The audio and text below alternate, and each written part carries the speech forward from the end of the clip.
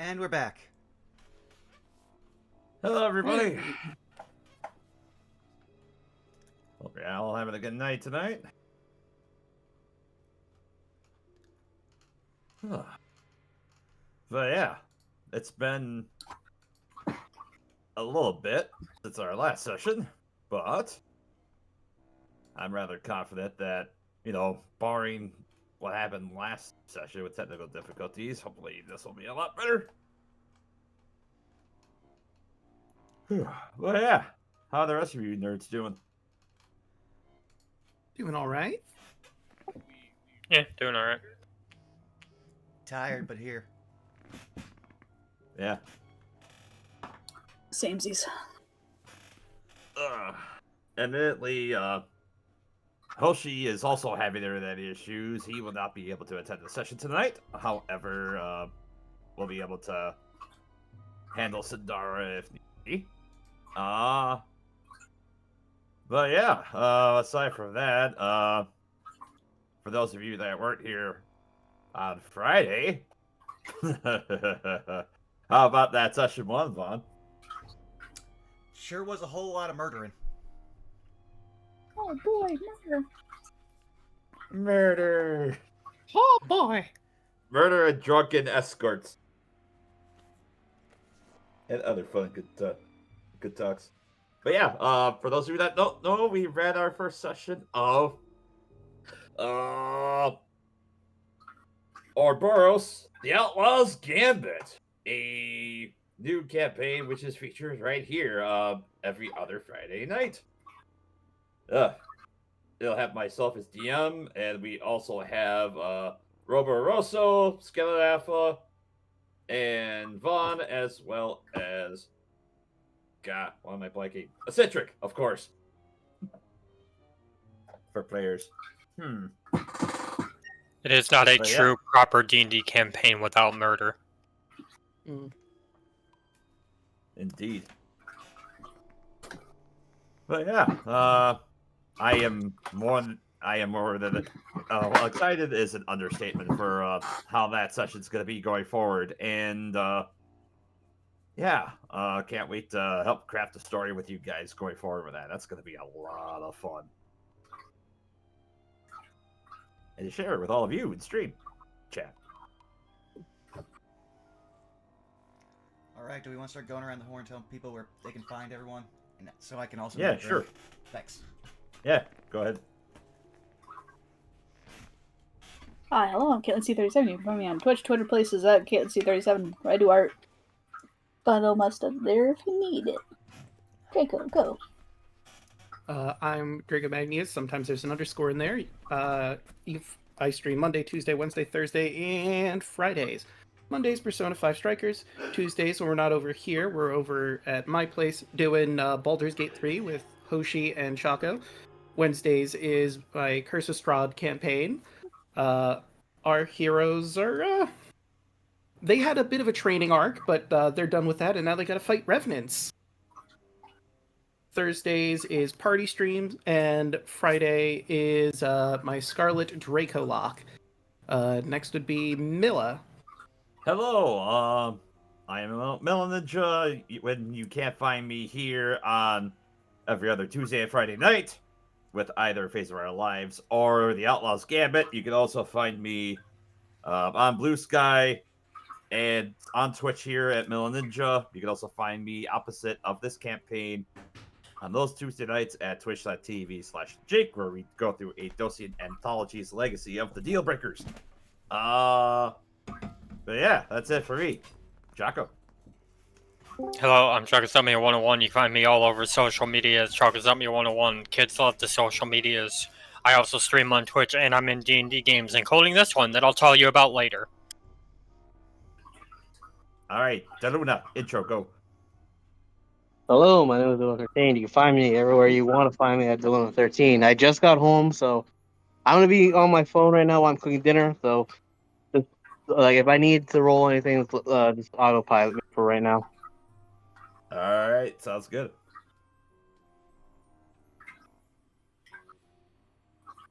Are you back yet, Fun? Yeah.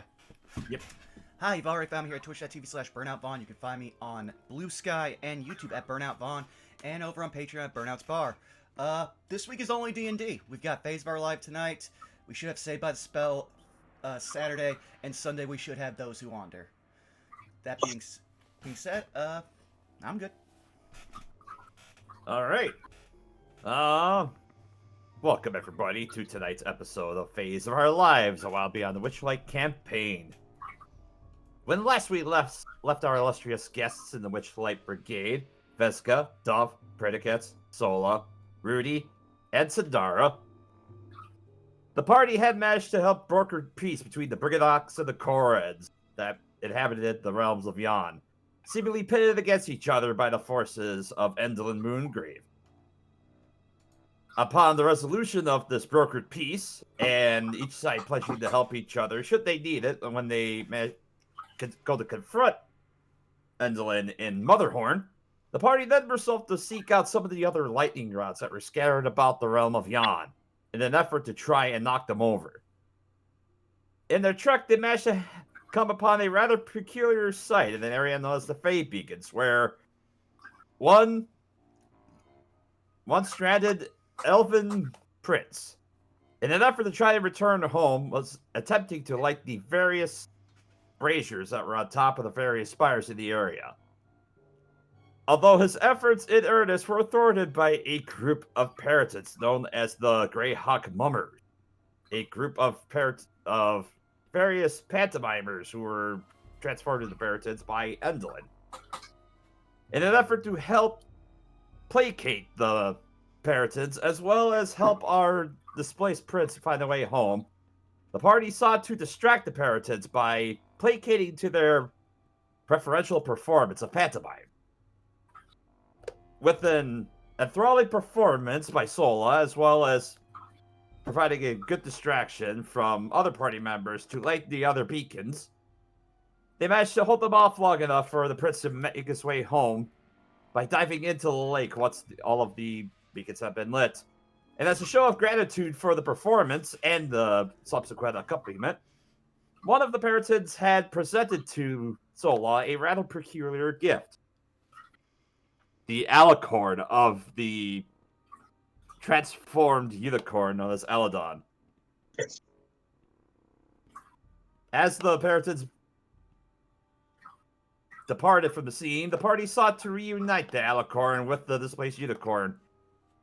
And as the horn touched on top of the rocking horse, it did in fact transform into its proper host. And as the unicorn stands before them, a voice entered into the party's mind of "Thank you for releasing me." How will the party handle the addition of this newest aid in their party? And how shall they proceed further to make their way to Motherhorn? As we ask these questions, and as sand falls through the hourglass, let us return to tonight's session of Phase of Our Lives.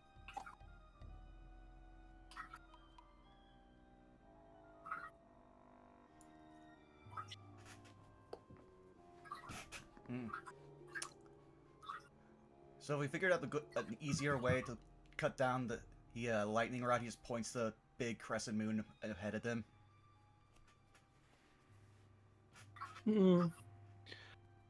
Not really. I mean, we have the rope to tie ourselves down now, though, so that should be helpful.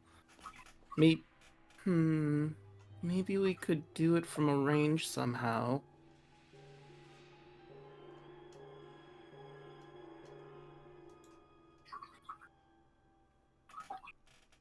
I mean, I think it's possible. As long as I'm within 120 feet. And my acid splash I can do within 60 feet, but will that be far enough to not get picked up by the winds when they go off? Well, I do also have... No, I have to be really close for that. Never mind.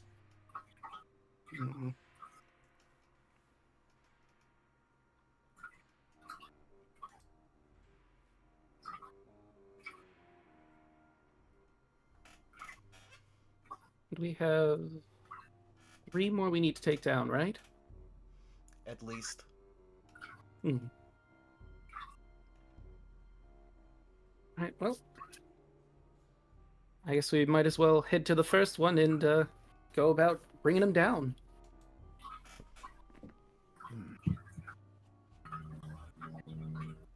Eladon just looks down at all of you as you're pondering the best course of action to make your way towards the lightning rod. Right, unicorn. Yes, you're welcome for releasing you. It seems as a lot has happened in my absence, given my previous state. So you wish to thwart the hags in their efforts, I see. Yes, we have technically 2.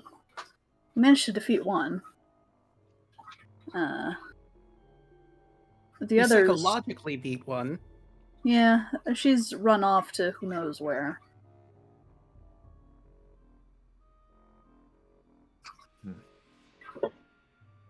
And now we're thinking of trying to take these, and she points to the rods. Trying to take these things out now. I see. Well.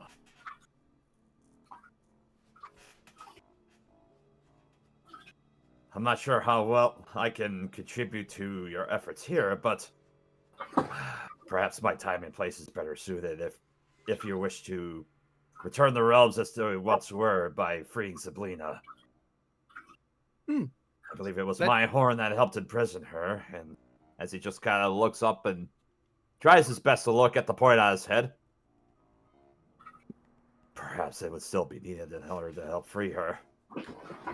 I'm sorry, I'm picturing this unicorn, like, staring up at himself and going cross-eyed, looking at his horn. Yeah.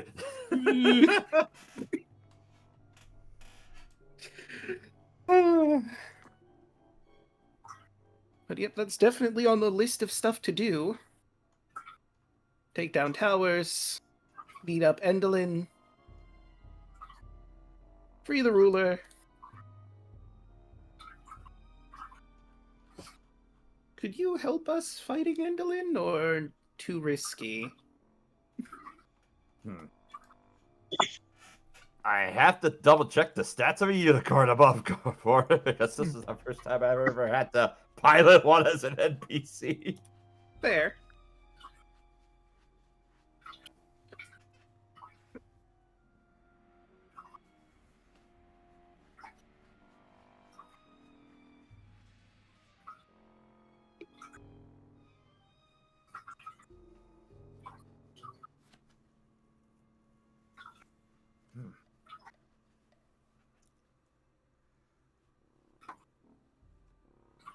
I think they're only a CR like 7.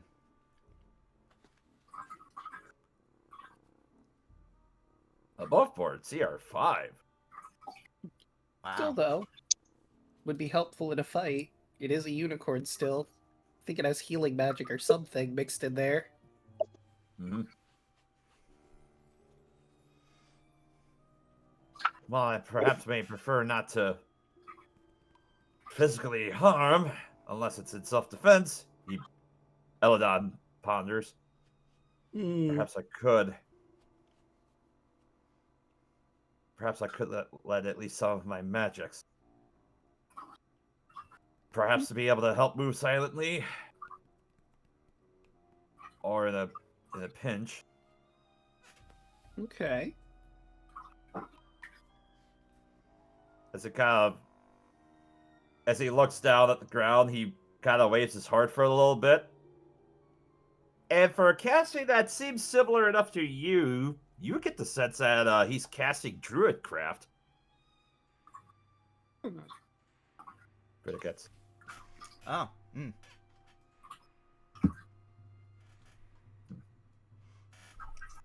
As he looks down, you get the sense that he's using it in order to protect the weather. Well, overcast and high-strung winds. Donf looks up at the sky. Sounds about right.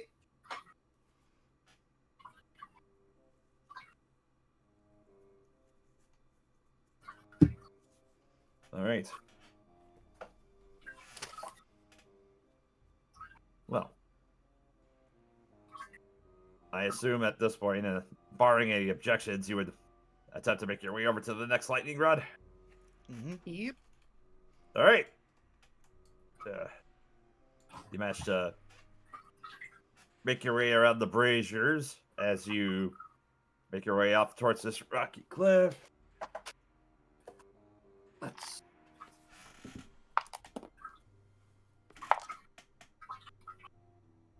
All right. If you managed to make your way up there, there's a few cutbacks that you can easily traverse to make your way up towards this lightning rod here. Arguably, it's slightly easier to access than the first one you managed to take down.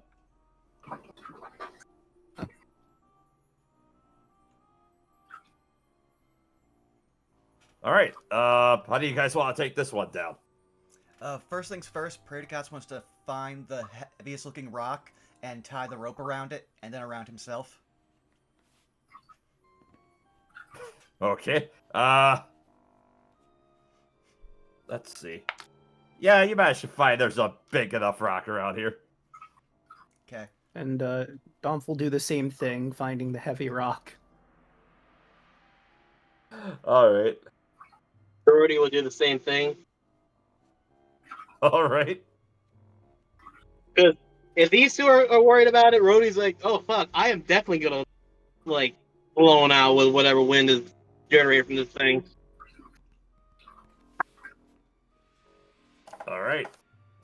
You managed to, for sake of brevity, you'll all easily enough manage to find some rocks. And assuming you have enough rope, you do manage to tie yourselves down.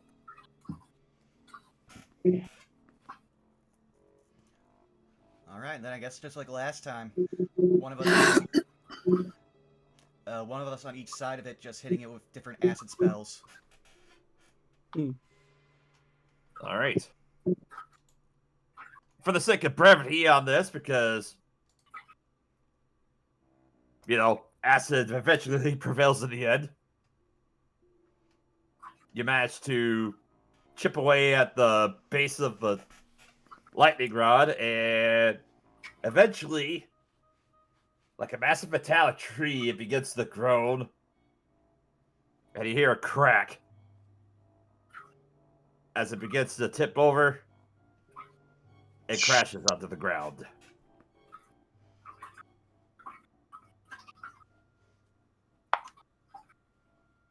Does the windstorm happen at all, or are we good this time? As you go to take that down, then it happens. Guess that just happened to happen that one time. Although we should probably still secure ourselves. Better safe than sorry.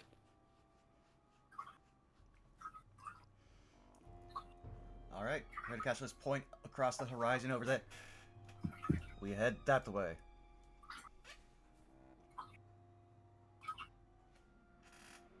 Onwards! Onwards.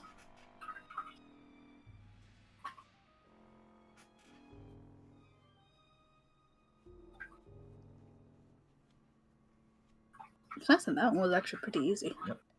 Yeah. I will not complain. As you begin to... Alright, which lightning rod would you like to attempt to visit next? I think we're gonna gun for that one right there. Alright.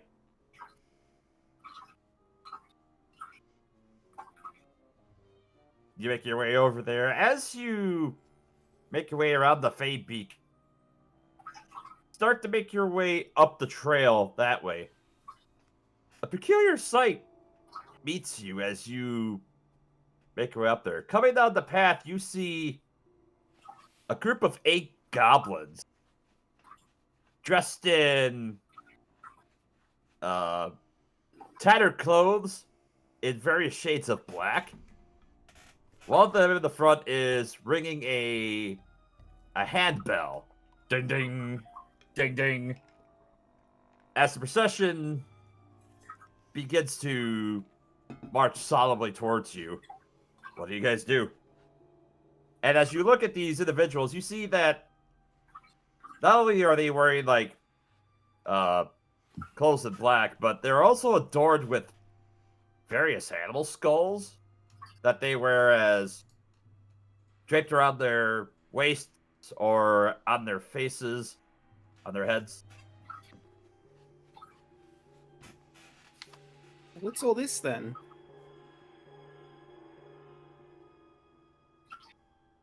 And as they saunter forward, one of them looks up to you. Ding, ding, ding, ding. We passed to mourn the dead. Well, guess I'll just Dump will step out of the way so they can pass by. Yep. We're a group known as the Dead Ringers. And as one of them just stops, and as you get closer, you see that they're all wearing necklaces that are made out of bones. A few of them in the back actually kind of take their necklaces and they rattle them. Shika, shika, shika, shika, shika, shika. And as the bones begin to rattle.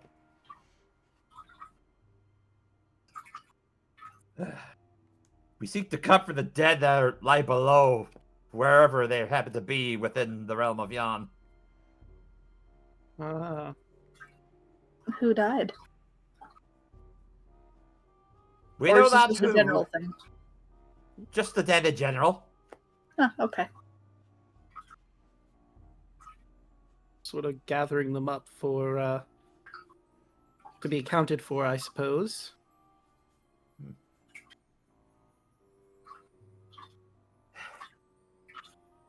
Would you like to speak with them? With the dead? We have the ability to do so. In our efforts to console them, sometimes we contact them. Does anybody have some questions that dead people can answer? Do we know anybody who's dead? At least one hag. Well, I guess, but I don't know if she'd really want to talk to us. Plus, we'd have to go all the way back to the previous section of Prismere. Unless you can summon her here. Can you do that? No. Sadly, we cannot. Fair enough. But there might be a dead person nearby who can answer any questions you might have. All right. Maybe we could... Well, if they know anything, maybe we could get some intel on where the hag lives. I mean, I think we know where the hag lives. Well, yeah, we- but like the details, traps and things like that. Oh, I get you now.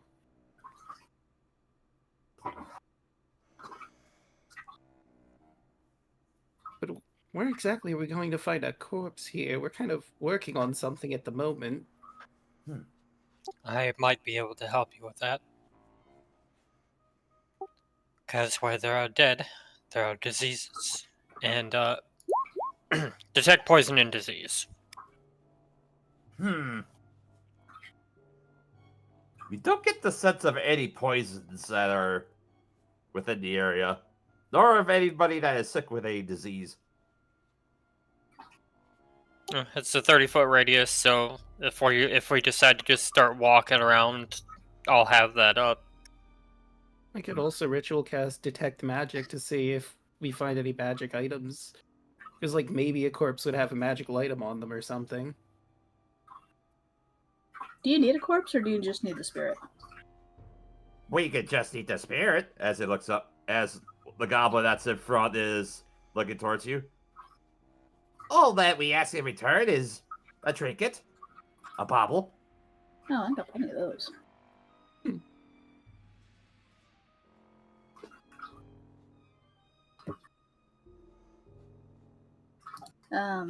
Well, are our questions limited?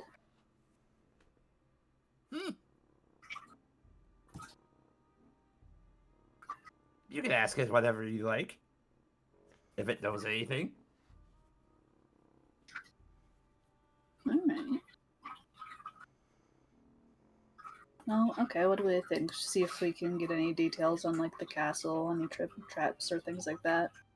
Or anything that'll make maybe worth couldn't hurt. getting around here. It's a pretty good idea. Maybe And learn exactly where the Heart's Desire prison is.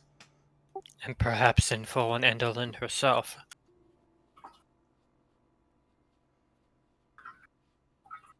Alright, well, she'll start, like, rummaging through her bag. Let's see. How about... She pulls out her silver hammer and chisel. How about this?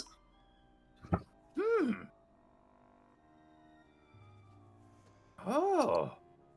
Yes, I think those would do nicely. She'll hand them over. All right. The goblin that was the procession leader, he graciously takes your hammer and chisel. All right, everyone. Perform the calling circle. And you see as these goblins break from the line and they begin to form a circle, which is about, compared to them, it's probably like, between the 8 of them that make the circle, it's probably about like a 5-foot circle, all things considered, so pretty close. Could I make a religion check out of curiosity, since this does deal with the dead? And I am a grave cleric. Yeah, sure, you can attempt a religion check.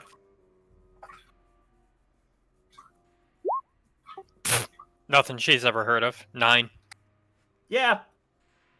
Yeah, you're not sure if this is like some sort of paganistic or like a religious sort of ceremony that you've never heard of. Vesca pulls out the notebook.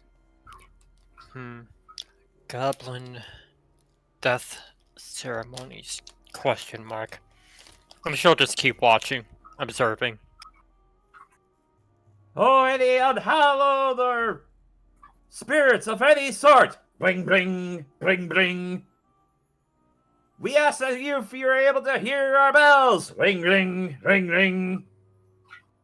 We ask that you make your grievances known, and we ask that we may do any efforts to comfort you and offer our companions nearby guidance. Ring, ring, ring, ring, ring, ring. So shall it be. Ring, ring, ring, ring, ring, ring. And after about a minute of continuous bell ringing and necklace rattle shaking, eventually,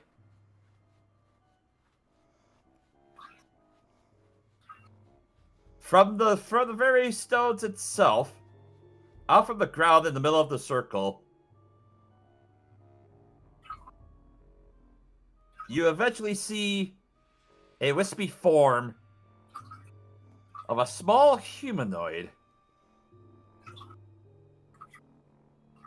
And as you take a closer look at it,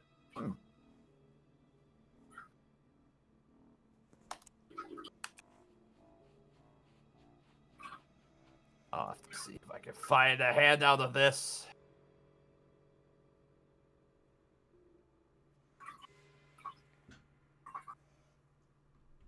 Is there not a handout?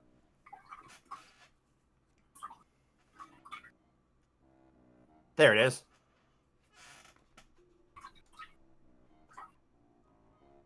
Yeah. They look cool. You see the form of a small, gaunt, humanoid figure with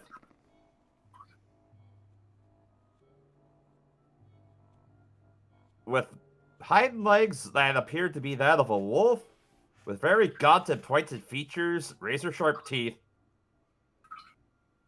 and very small, pupilless eyes.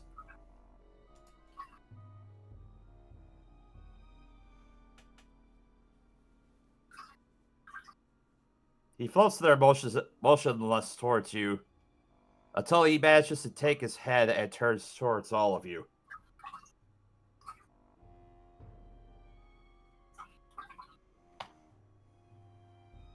You may go ahead and ask your questions. Hello. We were wondering if you guys knew any details about the Hag's Castle over there. Things like traps, secret doors, things like that.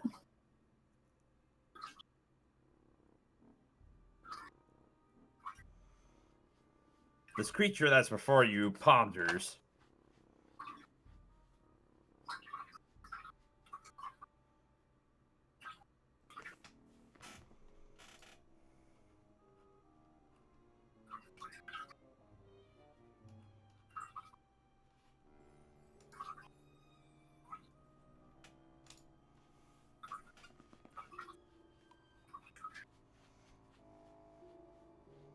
I have heard tale of at least one trap somewhere within the confines of Motherhorn, though I am not sure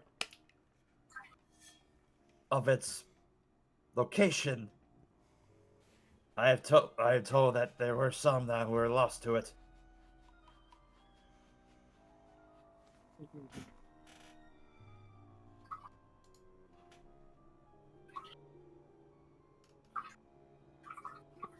Sorry, I think my computer cut out for a second. Can you repeat that? Noah? Oh, I'm sorry, my computer like seized for a moment, so I think I missed some of that. okay. You're not sure, but he basically said that there's tale that there was at least one trap, though he's not sure about what the nature of it was.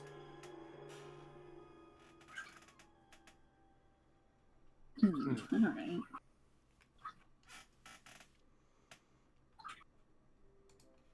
Do you have any idea where the Prison of the Heart's Desire is exactly?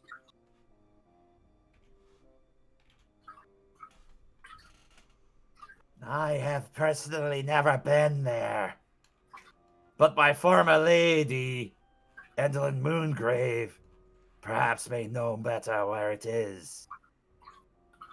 I would hope so. It's her prison. It'd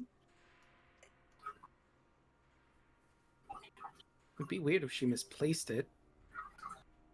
Although, not necessarily unheard of considering who we've been dealing with.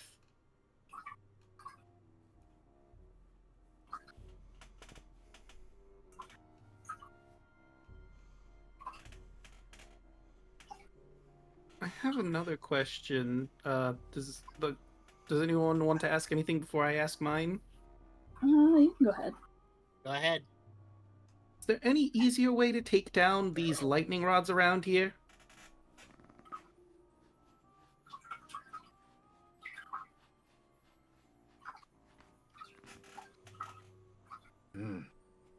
Those blasted things.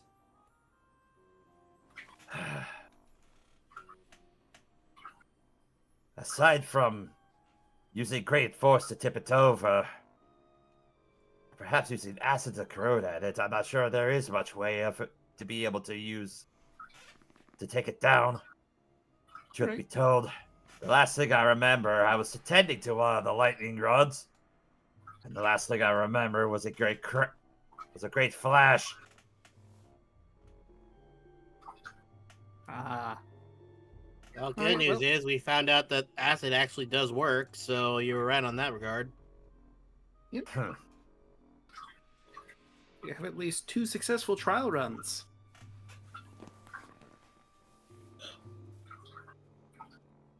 All right, and as the creature just kind of looks forward,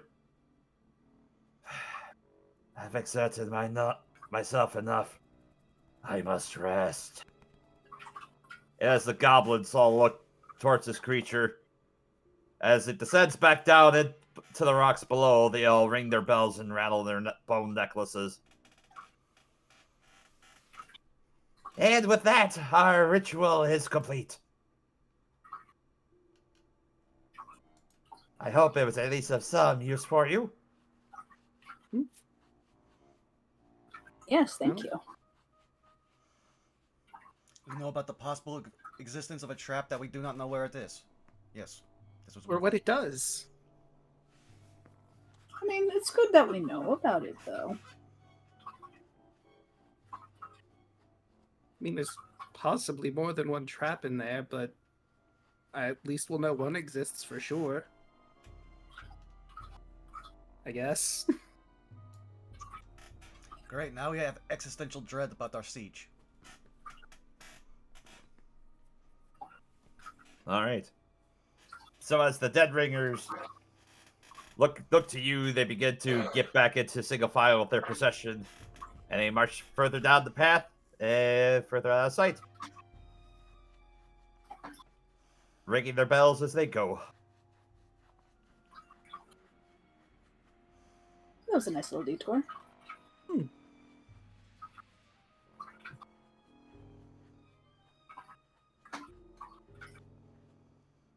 I don't know if it's actually what they were trying to reference, but I couldn't help but keep thinking about Monty Python. Bring out your dead! Ding ding ding ding. Bring Bring out your dead. Are not dead. Not yet. Not with that attitude.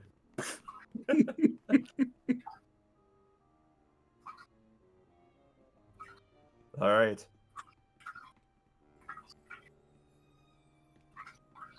Eventually, you're met with another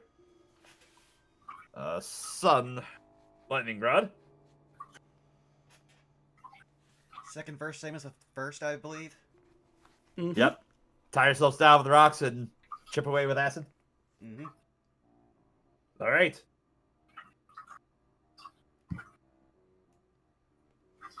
As you repeat the process of tying yourselves off, and then you chip it away with all the acid that you can muster. And it manages to crumple over and precariously still hang on.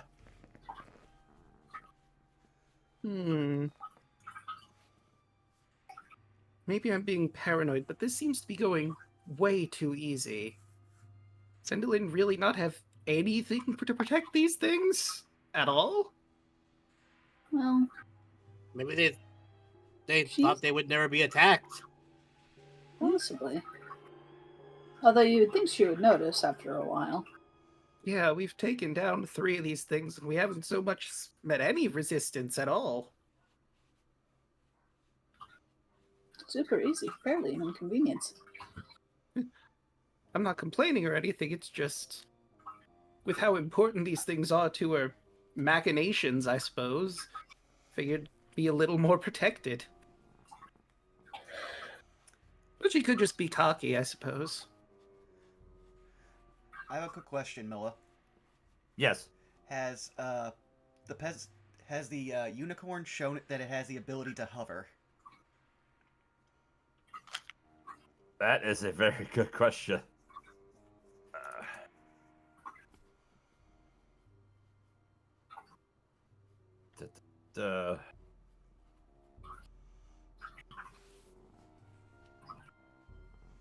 He's just walking alongside you.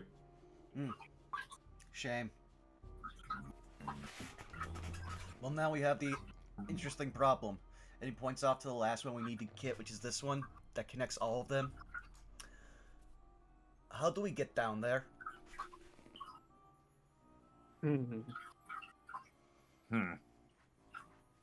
I could fly with the broom, but that doesn't really help us. If I'm the only one attacking it, that's really risky. Can your broom handle 2 people? Mhm. Okay, then we go, because we're the only ones that are cutting it down anyway. True.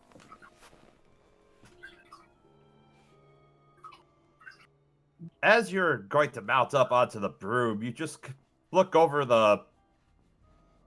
Let's see, everyone roll a perception check for me. Boy. Yeah, sir. Let's see. Perception. And I don't think I've changed Dorman back yet, so I will just roll off of this sheet. 11. And Oh, persuasion, wow. where is my perception? Dorman got an 18. Can I see you, pretty please? Brady Kaz does not care. He got a 9.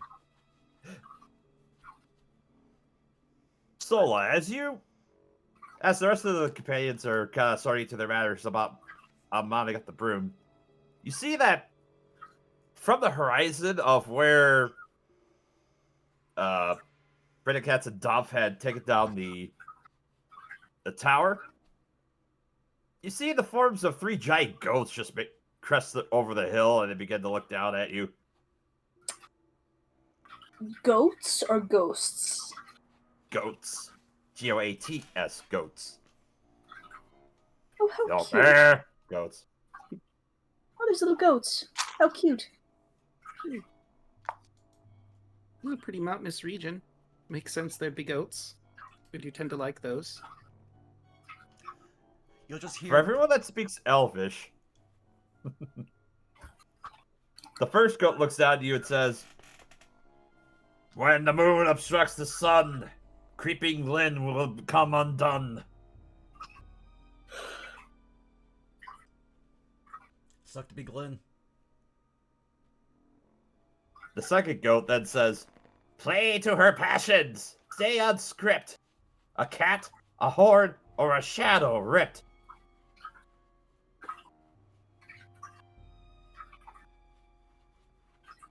The third goat says, "The full scepter is the key."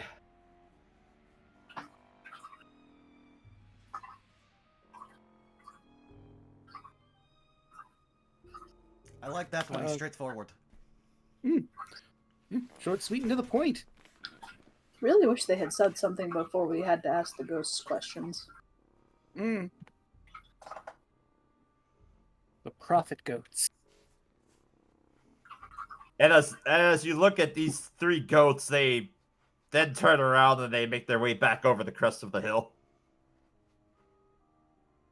Well, that just happened. Weird.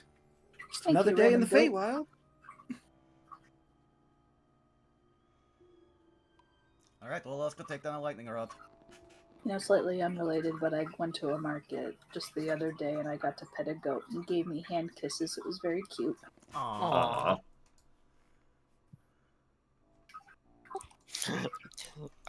I'm sorry, but all this talk about goats just reminded me of the meme react of the guy yelling, "That's what I'm talking about! That's why he's the MVP!" That's why he's the goat! The goat! Anyways, continue. Right, let's fly. And away we go. Alright. The 2 of you take off and you manage to fly your way over towards the 3rd lightning rod this session. Okay, we'll tire ourselves. Go ahead. Yeah, you tire yourselves out for the sake of brevity. You do manage to chew away at a lot of the acid as you manage to take this one down. And this one manages to break off and slide its way down the mountainside with a resounding clang. Well, now none of the lightning can get to her. Means, in theory, none of her play nonsense will work. Probably piss her off a bit. That's it. I'm incredibly tired. We should probably, like, give it a night to set in. I guess we can talk about what the goats told us, too. So it was, if the moon blocks the sun... Endelyn will come undone. For brevity, I've also posted their quotes in the party note. Ah, thank you. Nice.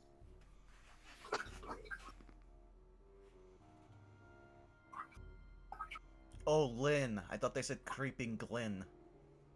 Ah. My Elvish is rusty. Well, I'm glad one of us speaks Elvish. I speak Sylvan, which is similar, but... I mean, it is the pre-common Oh, dialect right, it's for different. Elvish. Never mind, I had no idea what they said. Again, thank God one of us speaks Elven.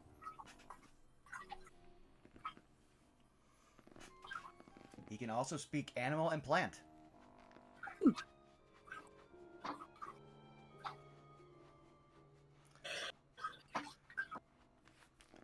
I can speak to dragons, so if unfortunately we ever have to deal with the Jabberwocky, I can talk to it.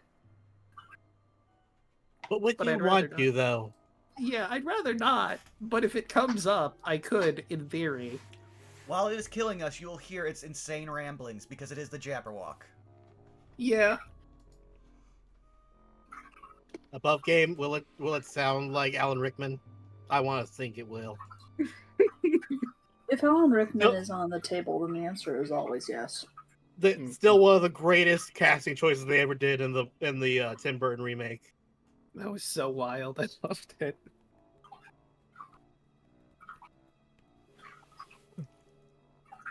Alright, so I guess we'll head back to the mines for the secret path and rest up there. Sounds like a plan. Sure.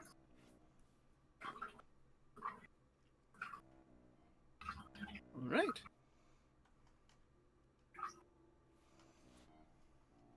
All right.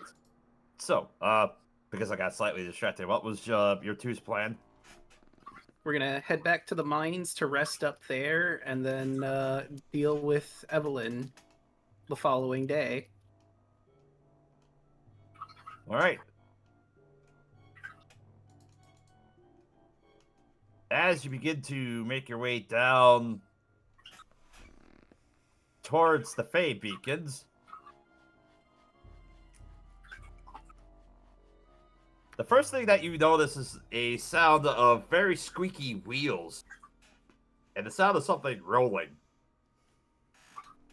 As you look ahead, you see a horseless carriage rolling its way towards you as it manages to bounce for the various rocks that it hits on the way over. That's not spooky. Squeeze. And as you make your way up, you see there is a large black curtain that is on the side of this caravan wagon. As it stops, it unfurls. At which point, it reveals a painted backdrop of very rocky crags and a lake with 8 spires coming from it. As you take a moment to look around, you happen to see it matches where you guys are currently standing. I had a feeling it would. And you see there is a figure cloaked in black who is seemingly towards the back of what appears to be a puppet stage. And as you look, you see there are marionettes that walk forward into the scene, depicting each and every one of you. Oh, that's creepy. That's adorable and unsettling. Adoretling. Thanks, I hate You it. see, as the creepy music begins accompaniment, you see the figures walking across into the scene, and you see another group of puppets eventually make their way into the scene of a dandelion, a bee, and an elven figure wearing a moon mask. They all look up themselves up and down in regard, and then they all nod, and then they all begin to march in single file towards one direction. And you see them looking like they meet up with a group of Korans, and as though they raise their hands in a whispering up towards the other puppets. And then you see them marching towards what looks like it's an opening of a cave. And as they march inside the cave, the scene changes. And you see various wooden swords and wands rise up into the hands of all these puppets.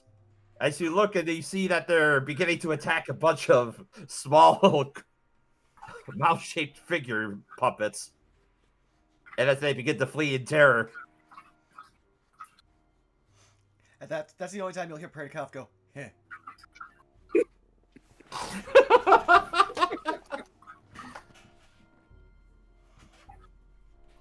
But then after the puppets play out the misunderstanding, as it were, the scene that changes to where the Fey beacons were, as a group of vaguely bird-shaped dolls just kind of descend, and you see the puppets do like a quick shimmy and dance, and then the birds do a quick shimmy and dance, and then they drop the stick of the unicorn. And then you look and see as various other quick little sticks of the various lightning rods are adorned in the back of the scene. You see them begin to all topple over. As the... And then the last thing you see is that the unicorn just kind of prances across the scene and rears back. And then at that point, the curtain draws back into the scene with the words painted in red, "To be continued," on it. That was quaint. It was meant to be intimidating. It really wasn't, because we spent all day taking away the sources of her power, and she didn't try to stop Yeah, us. no, that She just that sort of just let seems us trivial. do it. I think this is her trying to say, "Hey, I know what you're doing," but if that's the case, why didn't she do anything about it? And as you ponder that, coming from the curtains that were drawn onto the side, the black cloaked individual pokes his head out, looks towards all of you, reaches into his side, and then presents each of you with a small slip of paper. Take it. Take my slip of paper. As Brody he takes goes to his. present all of yours. Noticeably, when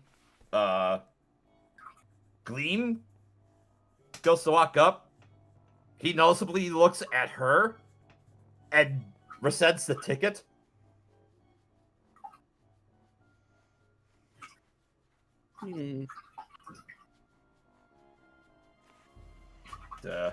Then, and as you look it over, in common are written the words, "Good for one private audience with Endelyn Moongrave. No strings attached." Full squint at that, no strings attached. Same. Predikov points at the, marionettes. No, there's the strings. Mm-hmm. There ain't no strings on me. And then in the puff of smoke and a flash of light, the wagon disappears.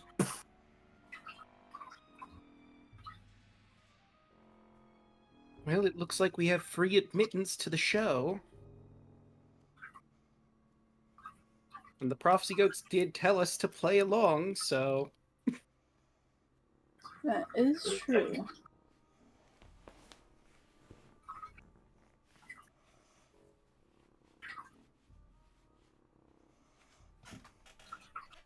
I'll give this to Endelyn. She's definitely one of the more interesting of her sisters. Is interesting your tell for weird because yeah. Well, we can't call her the more competent version of her sisters, because that's yet to be proven. True. I just mean more like...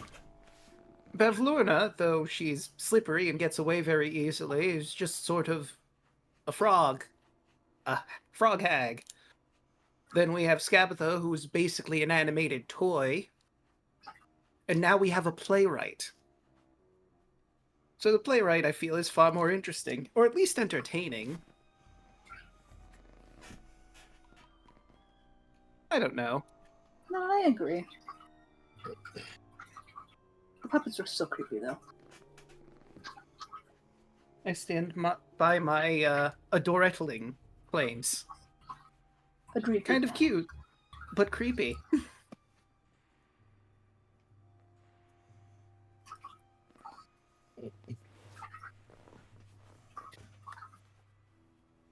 All right.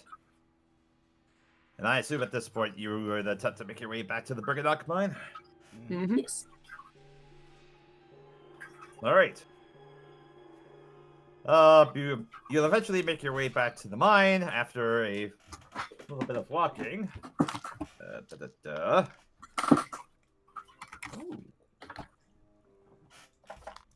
Ooh. Oh, this is fun.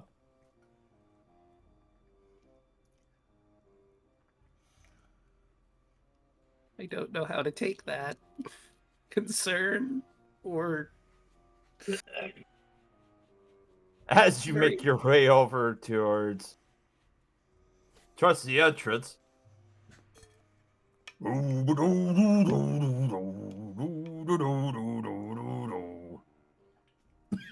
Where are you?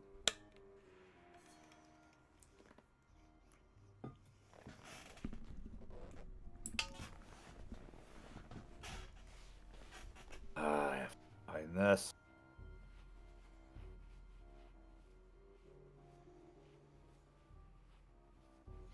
There you are.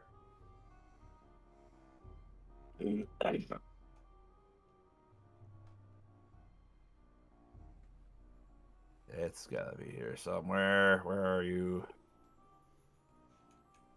Should be SE for this.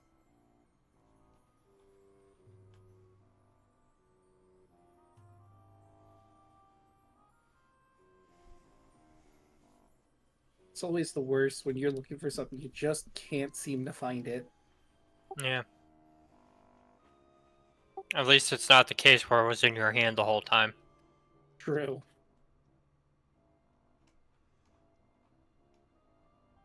There it is.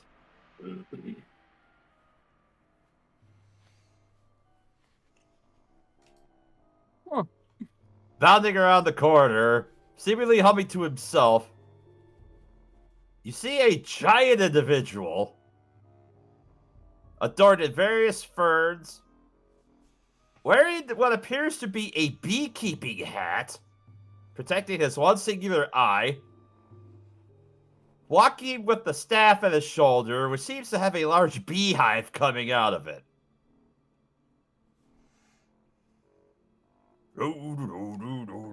Hmm? Hey. It's you! And he kind of points his finger angrily towards all of you. You stole Queen Bee! Mudluck needs queen to make honey mead! Best mead in yon! We didn't steal a bee We are that traveling. I'm one. aware of. Oh, I guess Oh, here's an wait a important minute. question for that. Does anybody speak giant? Ah, No. Yes. no. Yes. Predicates, yeah, you're the only one who understands this. Everyone else does not. Alright. Change that. Dove blinks, looks to Predicats. He's going on about the bee that wants to run away with the dandelion. Oh, that tracks. At this point, Amador basically poses himself in between the Cyclops and Pollinella. Can't let you take her. Got so far.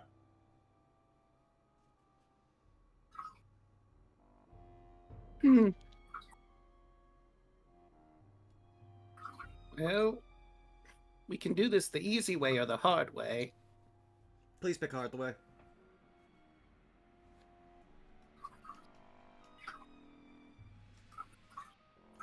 I mean, I guess you're the only one who could really translate our intents to the giant.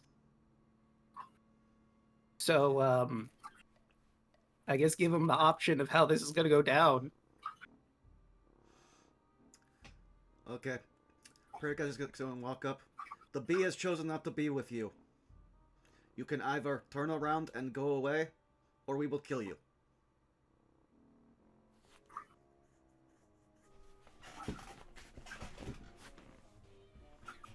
Let's see. Roll a persuasion check.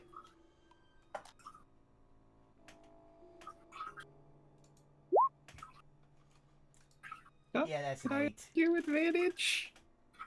I mean, I didn't tell him to do much. I just told him to do the thing. But like, I contributed somewhat. Hmm.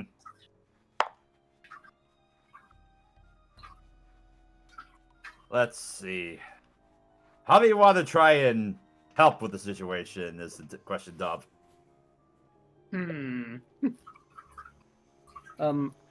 I suppose I could feed Predicate's information of other stuff to say. He's already said very succinctly the situation. Well, you don't know because he spoke that in Giant. True. I just know the length of what you said. So, And I think you also know the predicates, or we will murder you, Cadence, at this point. It's implied with you. yeah. Even in a different language, it's very clear what's being said. We can't understand what you're saying, but I'm assuming at some point you told him that we're going to kill him if he doesn't agree. I think I got something. Dov will walk over to Predicates and ask him to inform the Cyclops of our kill record, as it were, as we've been going through Yon, and see if that impresses upon him how bad an idea it is to choose the latter. All right, well, make that with advantage then. Okay, so that's 24.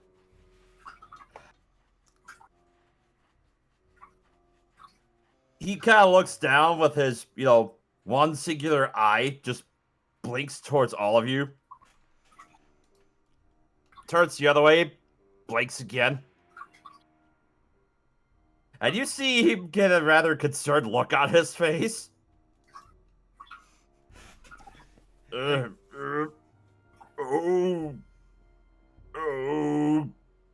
Fine.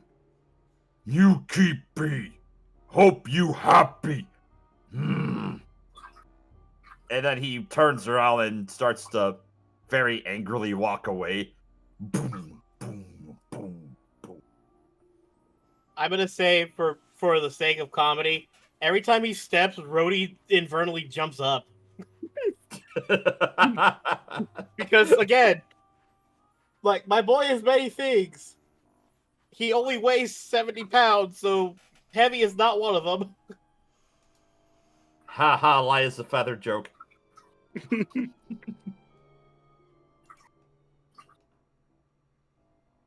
Alright. As the Cyclops begins to march away, you find yourselves able to get back inside the mine, and this is actually a good time for me to take a quick bio, because I am thirsty. All right.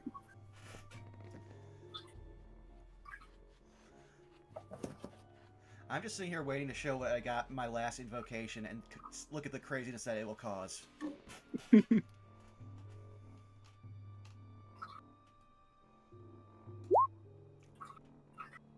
Oh, wrong spell. Never mind. Ignore that. I grabbed this with my latest spell I could grab. Psycho Killer. I know it says Phantasmal, but I like Psycho Killer. Qu'est-ce que c'est? Meanwhile, I love that between like the two games that Mill's running with me, I have one which is a literal murder hobo, and another one which is a combat librarian. That's pretty cool. Now, does the combat librarian keep quiet while in the library and killing? That's the question. We haven't gone into a library yet. Huh. He also works... His patron is also a living library, so... Ah. He's committed multiple felonies all in the span of a single session. Damn. Well, literally, in the faux session 0 that we had, me and Citrix character were literally running from fucking robbing someone. Which turned out to be this courier that you met. Well, he had a chance to run. He did not take it.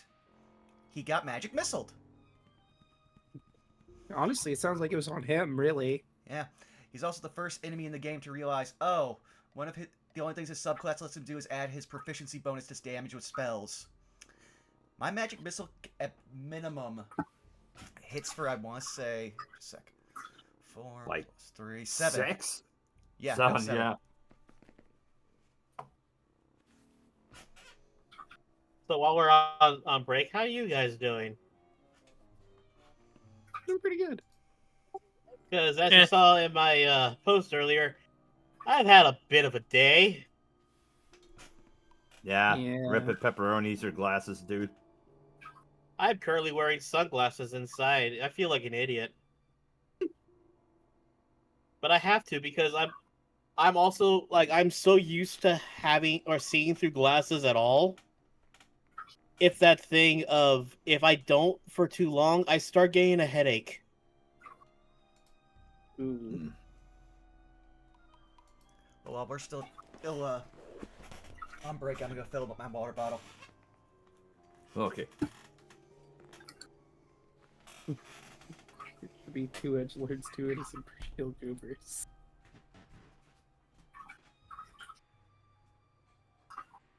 You know what? Since we're on break, I should probably get up, stretch my water, drink my legs, all that stuff.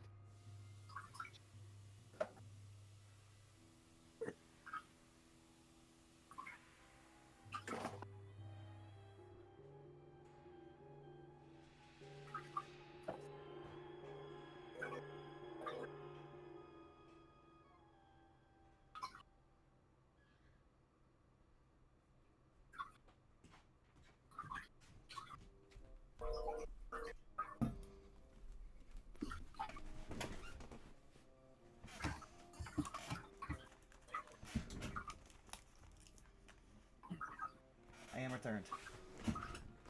Welcome back.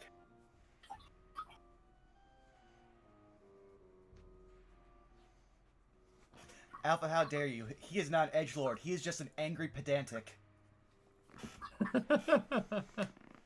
That's literally me and Citrix's entire relationship as characters. It's only one of us gets to be the needlessly pedantic one in this relationship, and it's me.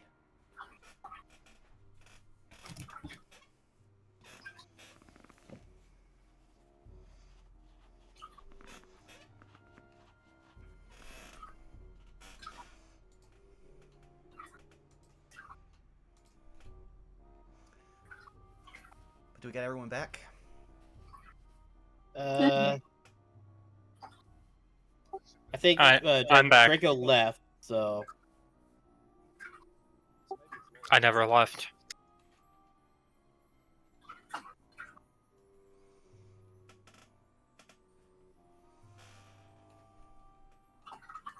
Mm-hmm.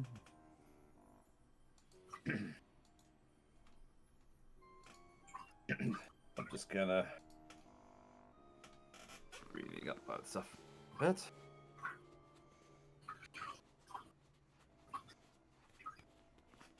Also, I'm glad we didn't actually fight that thing, because I know we're all level 7, but I'm pretty sure his CR was high. Mayhaps. I just realized this is the second time I had a Cyclops talking with your group as players. The first time I was back in the jungles with Schult.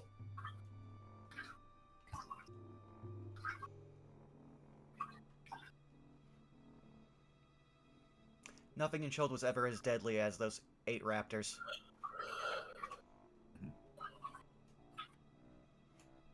Yeah, those poor raptors.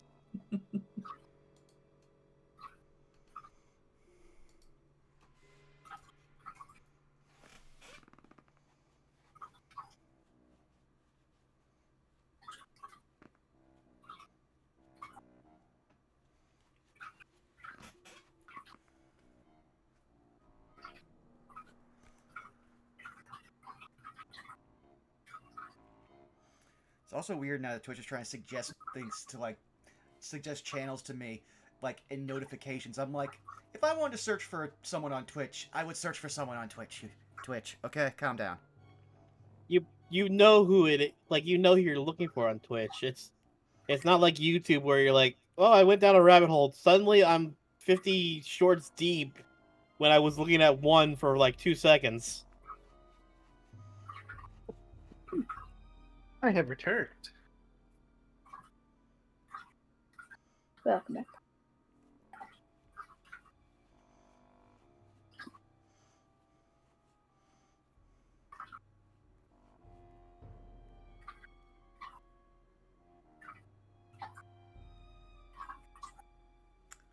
Found what you were looking for, Milla? Yeah, I was just kind of reading ahead on stuff for a little bit, just to make sure. Okay. But yeah. I think we're good to continue if everybody's up. Yeah. All right. You guys make your way around in the mines for a little bit. Eventually, I double my second.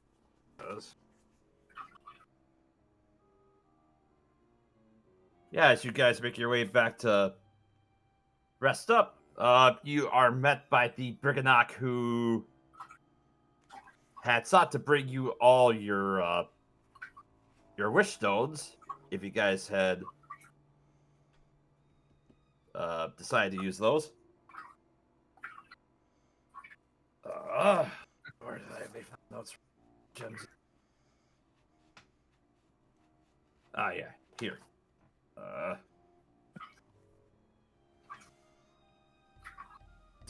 There it is.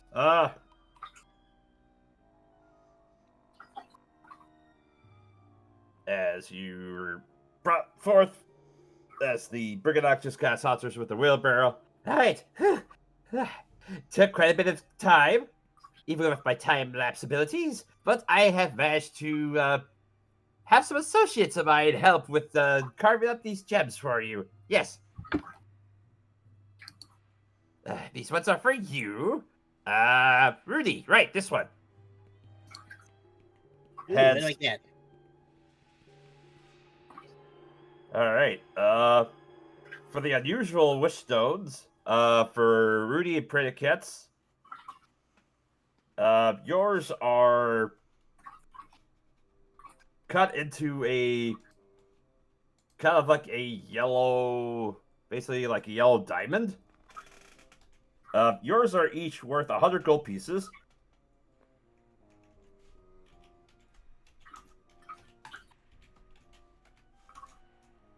And then Dop, Rudy, and Sola, as the Briganock makes his way towards all of you, presents each of you with yours. Okay, this one's for you, this one's for you, this one's for you. These ones are worth 500 gold pieces. Ooh. Oh, thank you.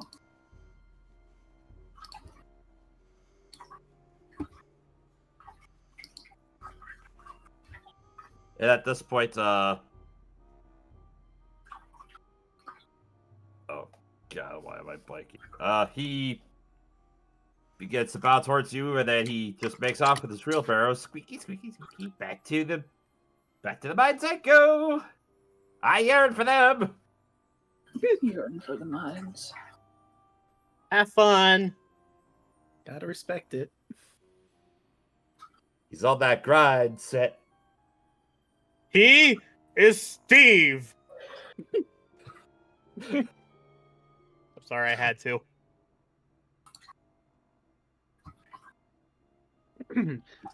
Chicken jockey. Of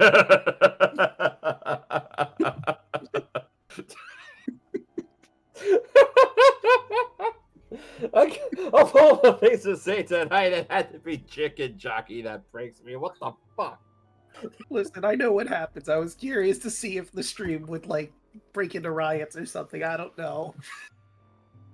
With all the memes about it. Gotta get me some have lava to- chicken. I'm happy to say that I'm immune to the chicken jockey meme, mainly because I've always been able to, or I've always seen it funnier in one way. I'll say that after the thing's over, if we don't waste too much time.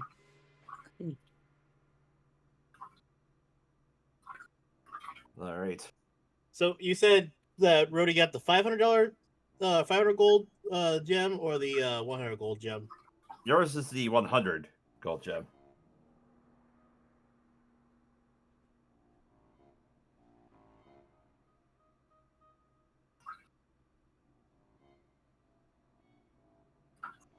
All right. As for the sake of brevity, you managed to are basically able to take a long rest just to make sure you guys have all of your spell slots and all of your hit dice, and also to kind of give time for Sorry. Molliver actually is still hanging out with, and they just kind of look at you and say, well, I guess I'm in charge of overseeing any assistance you might need from outside should something go inside Motherhorn.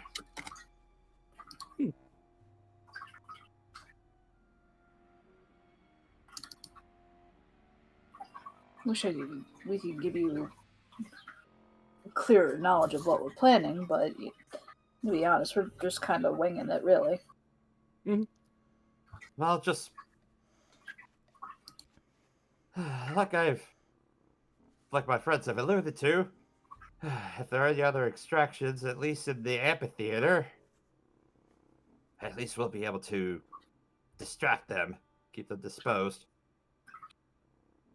And don't forget, that's right.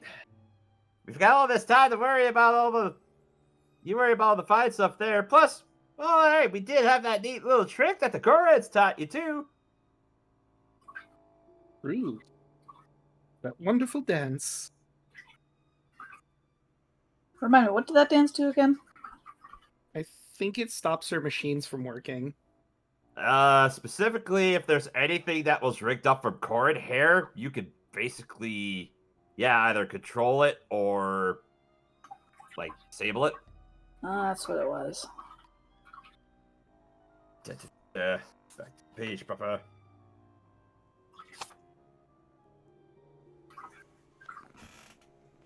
Where is it?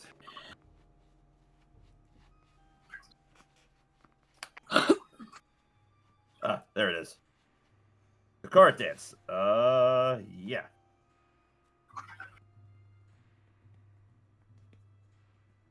But yeah, it allows you to manipulate anything that's made from card hair as an action. Once we get in there, we should probably identify what those things are. Probably. And then the dance-off can begin. You can dance, I will do the murder. You can dance. I'll join you on that one, Predicast. I don't really care. We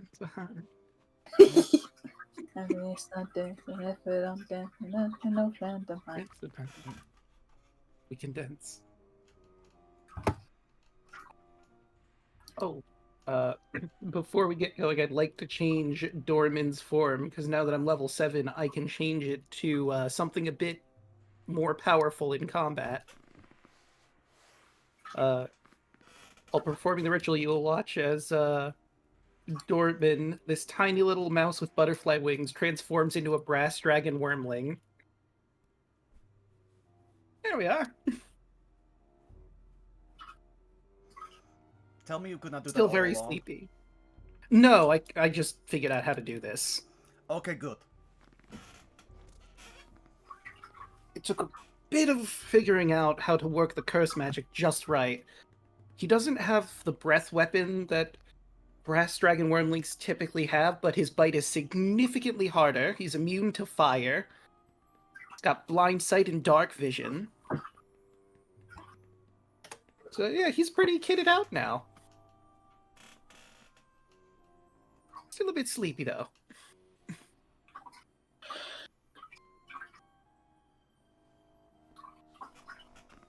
All right. Also, for party notes.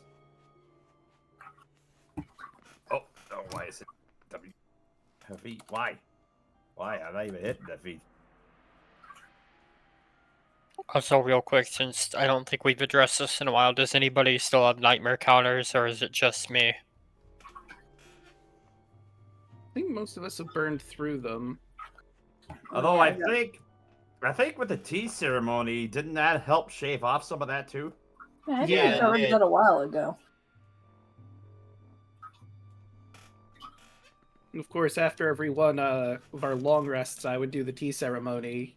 So you should be clear at this point, I think. Yeah. I'm clear of exhaustion. I just have one last counter to roll for. Because I got I think 7 or something when we rolled the die, so I had a lot when we first started this. Okay. So yeah, I'll roll my con then. Oh yeah, or wisdom, I guess. I was trying to remember. Yeah, it was a. Yeah, maybe a con save. Oh yeah, you're fine. You're fine. You're clear. With that nice set 20, 27.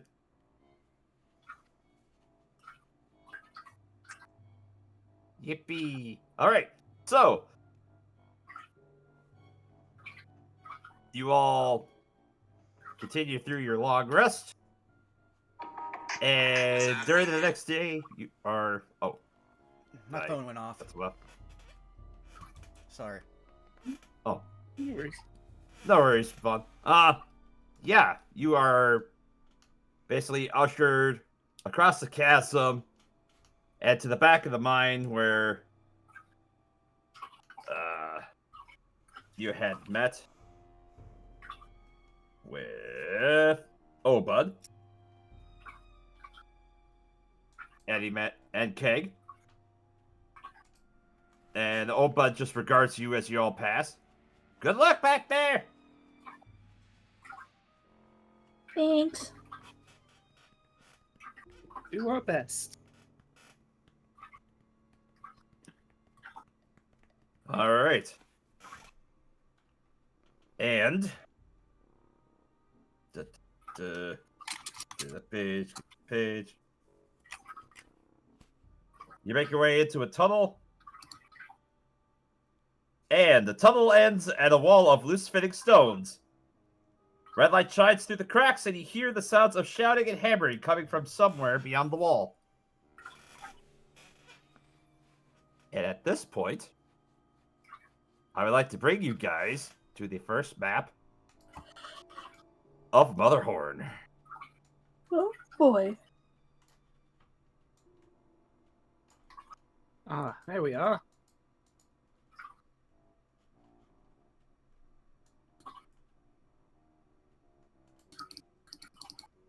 All right. And basically, within Motherhorn, if you guys would go ahead and place yourselves right here inside this tunnel. Right. Now I have to grab all of the other tokens. Oh boy. Dang, we tiny. This is a big map, I'm guessing. Well, we're almost there, Gleam chimes in. You know she's not going to be happy to see me. I don't think she's gonna be happy to see anybody. Probably not considering what we've been doing to her towers. And their sisters. And her sisters.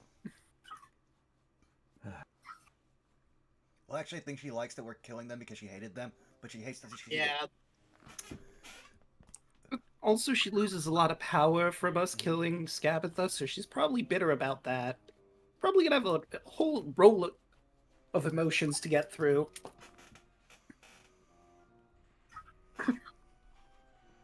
Might be funny to watch.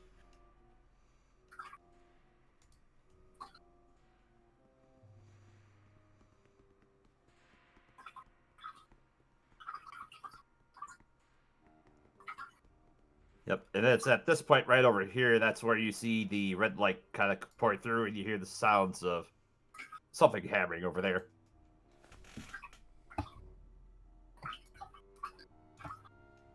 Yeah. Guess we look through gently. Slowly, quietly. All right.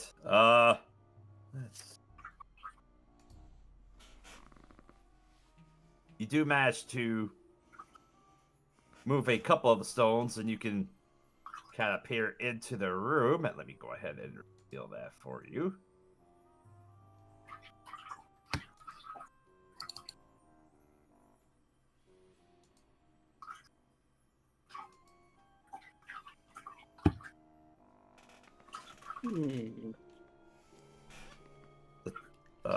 Crates of props are stacked in this chamber alongside wooden backdrops draped in cobwebs.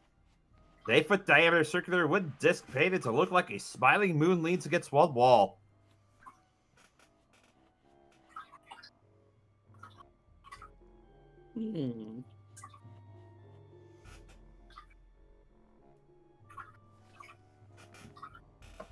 I guess here's a better question. Are you trying to do this stealthily?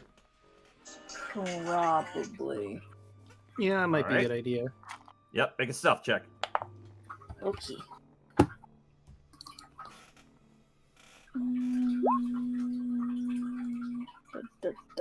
Hey, not bad. And okay. Okay. All right. You don't appear to have made any noise. What would you like to do? Slowly make our way in. All right. You easily enough manage to peel enough stones from the wall to make a 3-foot hole. And as you make your way out, from a colored corner, a raspy voice says, "Psst! Over here!" Glance in that direction, you see a wooden marionette carved to paint to look like a human skeleton. It appears to be tangled in its own strings. I seem to have gotten myself in a wee fix. And so you have.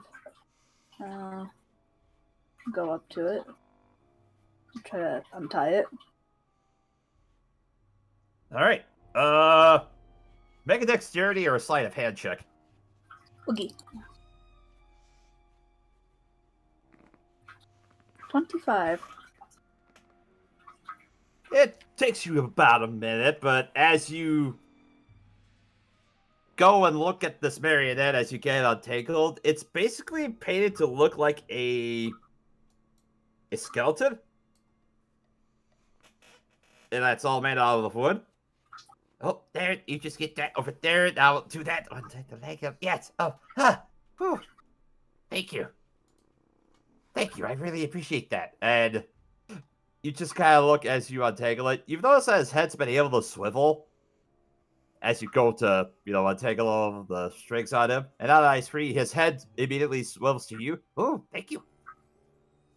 You're welcome.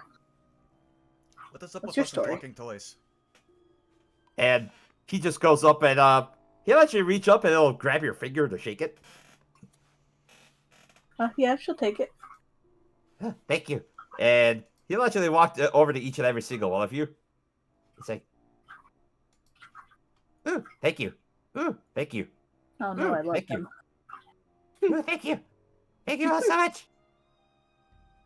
I'm just moving that out of the way for a moment. Oh, I no. didn't really do anything, but you're welcome. Thank you. I had so much. It was terrible, you see. I don't know how long I've been trapped in there, but I'm just glad to be free. Oh, introductions. Hello, my name is Break a Leg. Break a leg. I'm Sola. I'm Dumph. Well, thank you. Well, I've just been chatting that so long because Endelyn threw me in the corner. That stupid hag. She made me and then she tossed me like I was some sort of bad toy. Oh, poor dear. Would you like us to help you with that? Oh, you're going after her? Yes. Yes. Gonna kill her. Oh. Any advice would be good. Well, she is terrified of eclipses. Mm-hmm.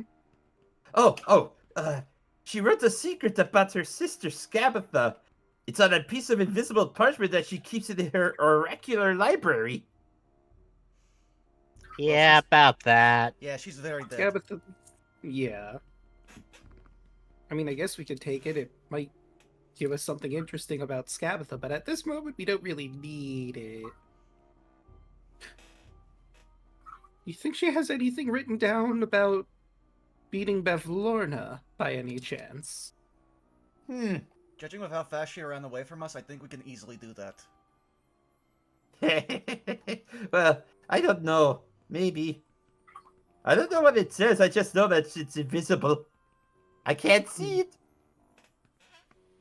Fair. Oh, if you destroy the lightning rods atop Mother, if you the lightning rods atop Mother are destroyed, she can't operate her arcade contraptions. That would really make her mad. I mean, we've already been working on that. Oh, But at least really? 4 of them. Oh, yes. Yeah, the more you get rid of, the better. But she could still probably get any that strike on top of Motherhood. If you destroy those for sure, then they will be foiled for sure.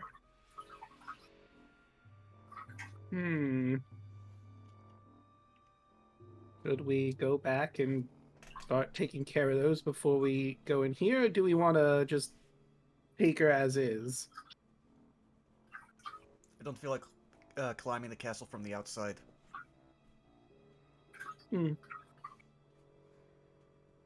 Well, you could always go that way. And he just kind of points that way. And it's like, well,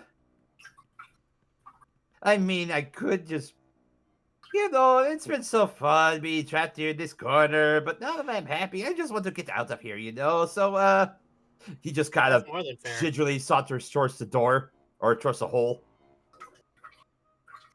Have a good life. You too. And, break a leg. As he just Nice. makes his way through the hole. Dolph is gonna walk over to this thing in the corner because I've been curious about it. All right. If their name is Break a Leg, do they have a brother named Break an Arm? I think it's more reference to, stage, break a leg, good luck. But maybe there's break an arm somewhere. I could be wrong. All right. And I'll just reveal more of this as you're beginning to work on that stuff too. But, let's see. But yeah, as you make your way over to the standee, yeah, it's a round moon shaped standee with faded paint on it. And it's only a moon. There's no sun around here or anything, right? Correct.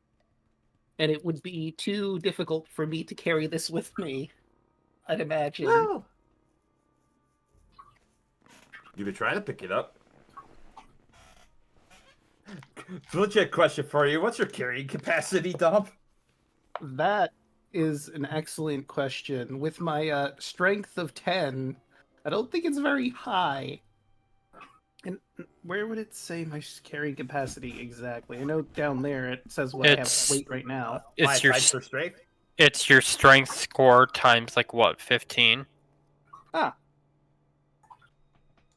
Well, then I can carry 150 pounds then. Well, as you go to pick it up, takes a little bit of effort, but you can still pick it up. Huh. I don't know if we actually want to take this or not, but Endelyn's afraid of eclipses. This is a giant moon standee. If there's a giant sun standee, plot this in front of it, she'll freak out. Not a bad idea. is she afraid of like any eclipses? Like, can we just like paint eclipses on our face or something?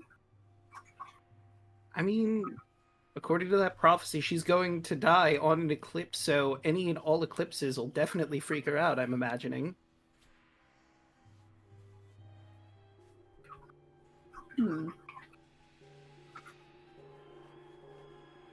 Maybe we should. Do I have makeup?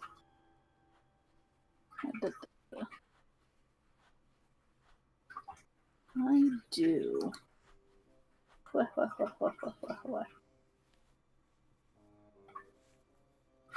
You know what? I guess we can try it.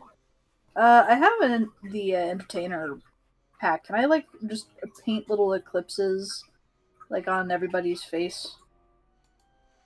You know, like you see at the fairs, kind of thing. Oh, yeah, you could paint like suns with moons, or that's a good idea. Or you could paint some people that have sun faces and others that have moon faces. Or if my sister were to stand behind that could work as an eclipse too, as she points at the standee. Since she has the sun mask. Or if the two of you stand together and one stands in front of the other, that could potentially work, maybe. But the standee might work a little better. Now let's try it either way. And like you said, every little bit helps. Who wants the sun? I'll be a sun. Alright. She'll paint a little sun on his... Where do you want it? Forehead. Alright, she'll paint a little sun on his forehead. Come on, who else?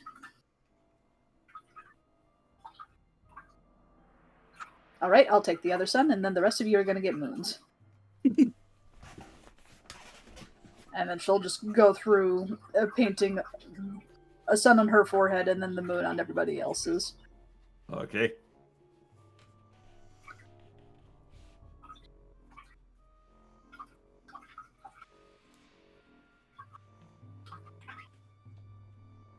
All right. Well, you spent a few minutes to paint everyone's faces. Now that those are all done, what would you like to do? Is there anything in these crates? Let's see. Also, can't help but notice that there's a person over there. Should probably keep that in mind. Yeah. I'm sure they're fine. On the plus side, they're leaving us alone, letting us mess around Very here. patient. So.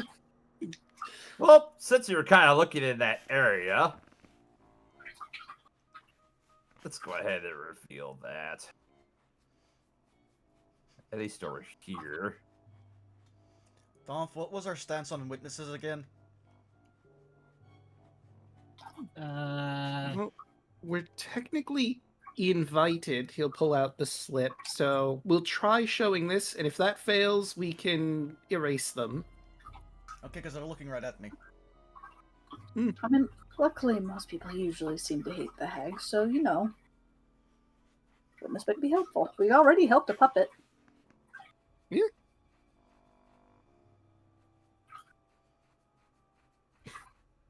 I'm just picturing us now handing people a little slip of paper. How do you feel about Evelyn?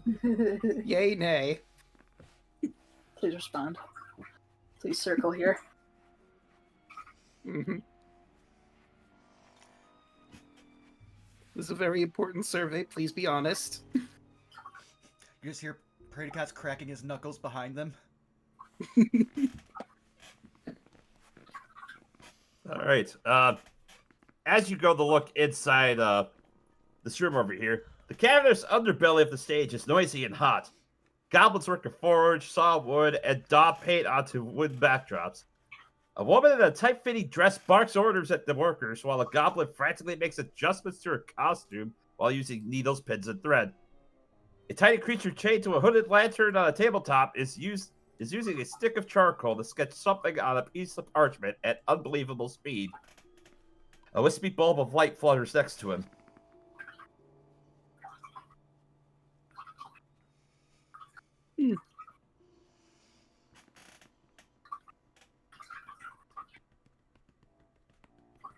Ah, heck it. Hello.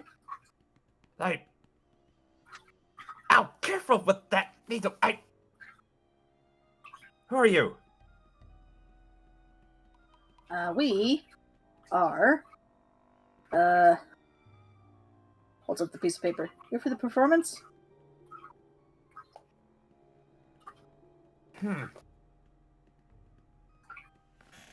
Well, it's, She's begins to look at all of you as you pick your way over. Oh goodness, we've gotten so horribly lost.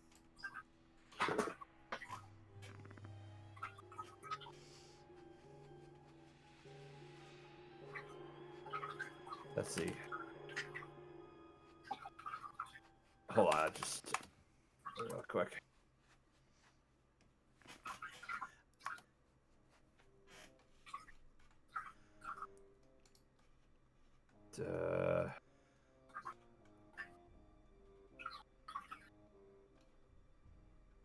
Where is that handout for Charmy? Really? It's gotta be somewhere.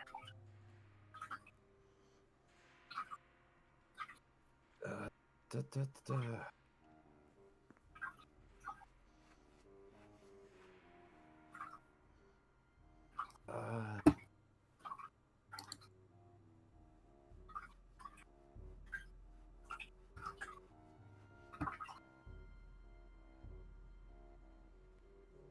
Oh, here it is. Player.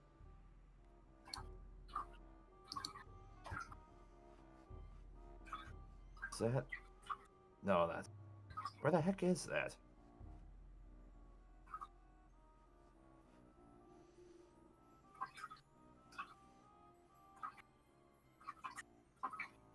Thought there was a handout for this, but yeah, currently there's a woman who is currently dressed in a ballroom dress that goes from blues to yellows in various stages, with purple boots, with a red and violet covered fan in her right hand, and right at her side is a goblin dressed in a tailor's outfit, complete with needles and thread, just currently sewing at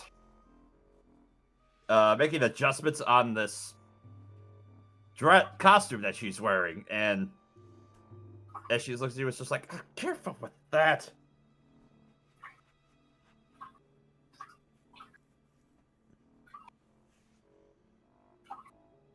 As she's just beginning to look over all of you again, as she's like, if you're here for the performances, well, it's just upstairs.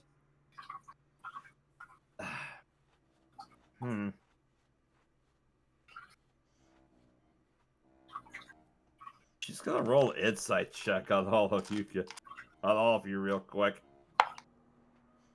Mm.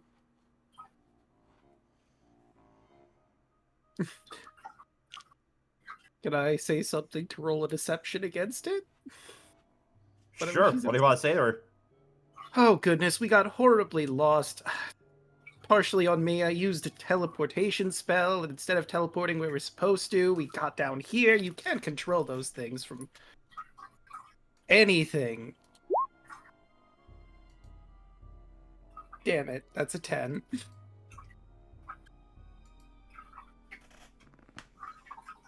Oh, let's have her again. Hooray! I did the thing!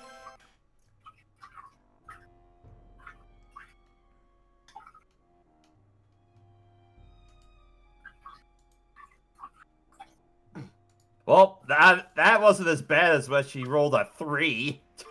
Oh, good. But,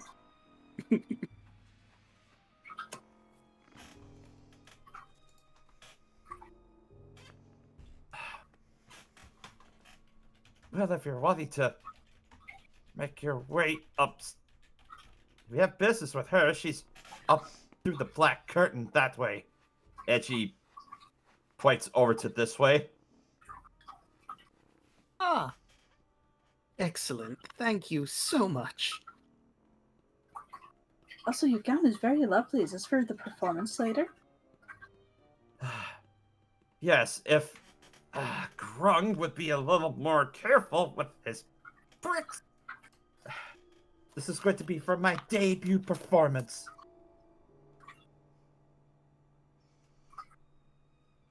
Oh, well, that's exciting. Thank you. It's a play that I wrote for myself. It's called Lamentations of a Warlock.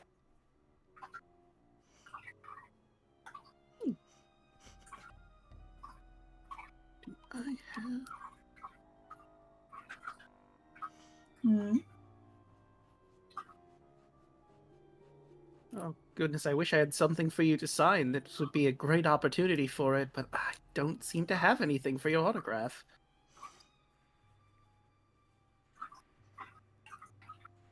Well, maybe they'll have those, like those little brochures. That could work.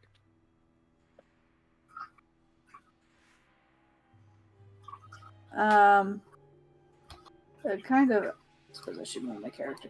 Kind of stepping in. Is there anything else so we see kind of down and around?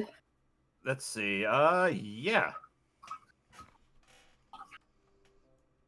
As you make your way around over here, you see there are more tables and workbenches scattered about. What else is there?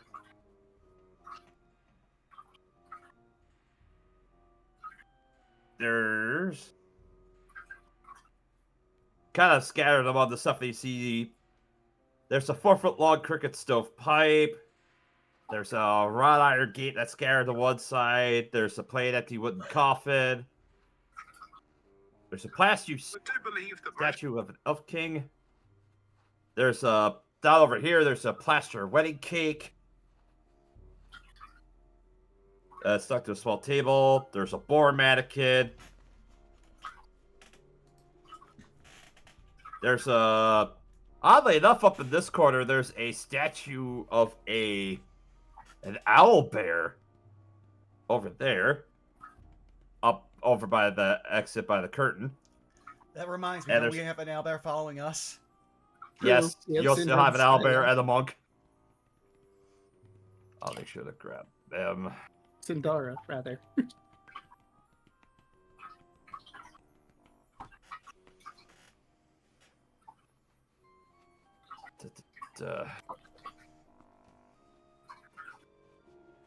There you go. Our grab.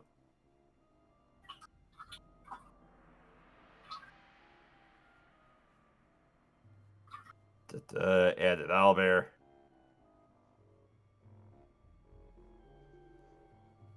Oh wait, there it is. Yeah. Oh, too big.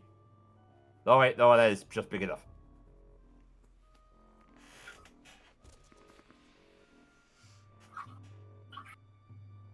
Feet.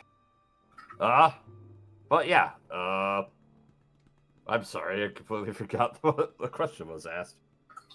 Just what all we could see in a nutshell.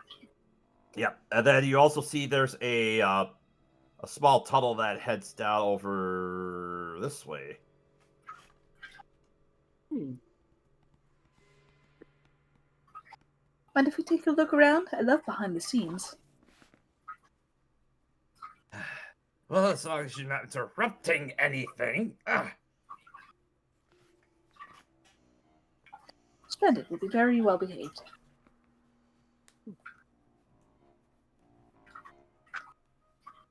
Gonna all waltz on down here.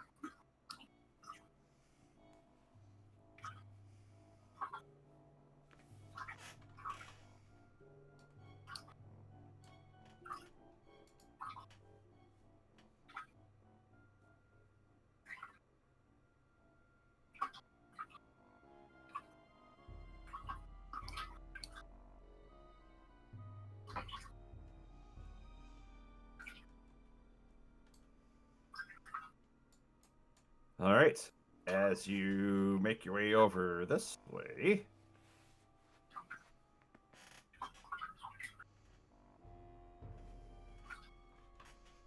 There's a catacomb.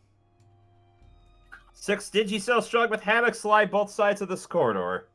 Loud story comes from one cell, the noise of a rumbling stomach from another. What was the first one? Loud snoring comes from one cell.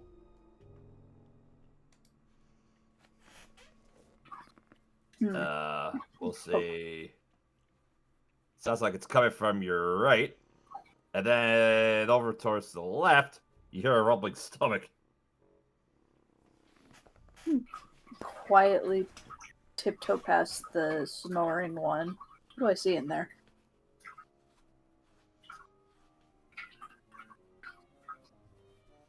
Alright, you see, hanging from the hammock that is inside there, there is a female goblin.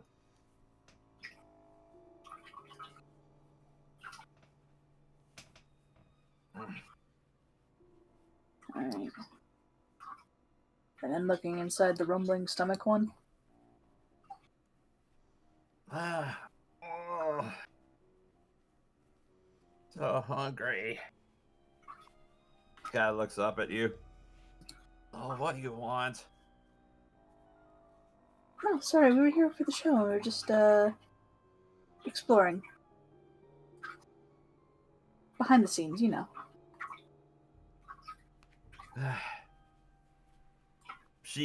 As she kind of picks herself up, as you're making your way up, actually, she looked like she was, kind of taking her toenails and she was kind of nibbling on it. But as she just picks herself up, she's like, ugh. Well, do you have any food? Let's see. Do I have rations? I do have rations. I'll pull out a ration, give it to them.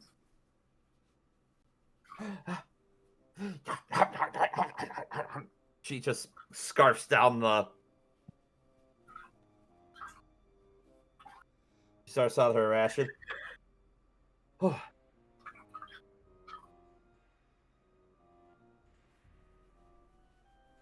Haven't been able to snack, I assume? That's delicious. It's definitely better than anything. Oh, here, for payment. I found a key and I hid it under the cushion of a throne in one of the prop rooms. I don't know what it unlocks, though. But you can get that. Ooh.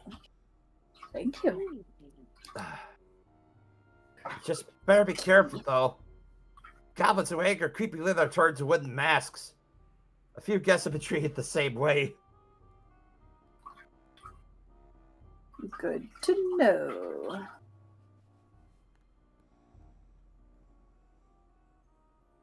And one more thing. There's a belfry in one of Motherhood's turrets, but Creepy Lynn boarded it up.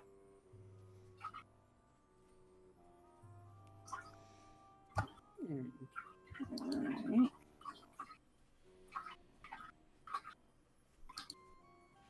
Oh, good to know. Thank you.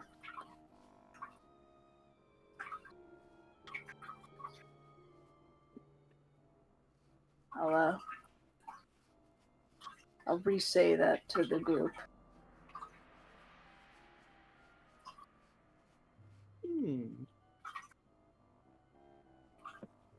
Good to know. Something to look for while we're looking for our seats, as it were. Exactly.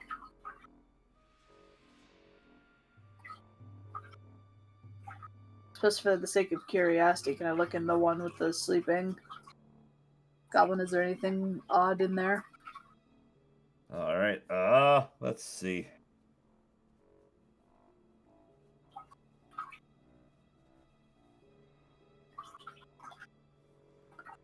As you make your way up and you just look, yeah, if you're just looking at it and you're seeing the snoring goblin, he's just, passed out in his hammock. Understandable. Have a nice day.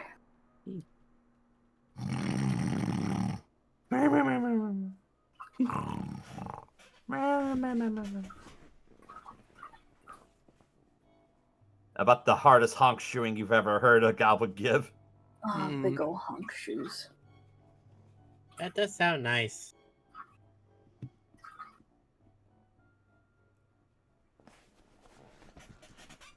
I agree. You know what? I'm curious. So I'm gonna take a quick glance in this empty room over here. If there's anything in there, at all. Look around the other cells. None of them are occupied currently. And nothing like loose on the floor under the hammocks or anything. Nope, those are all the doors on them are shut. All right. Fair enough.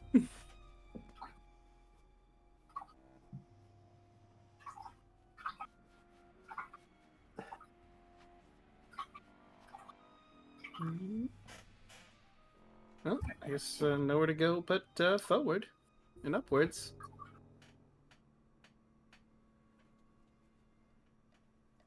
All right.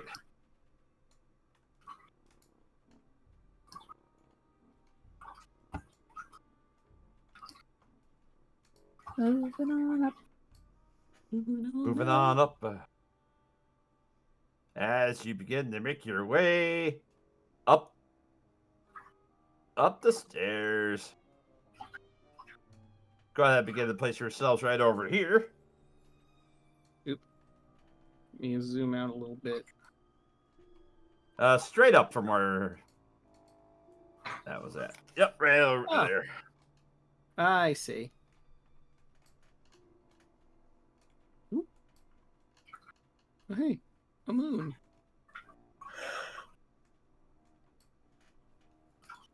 And you take the moon. And you take the moon. And you take the moon.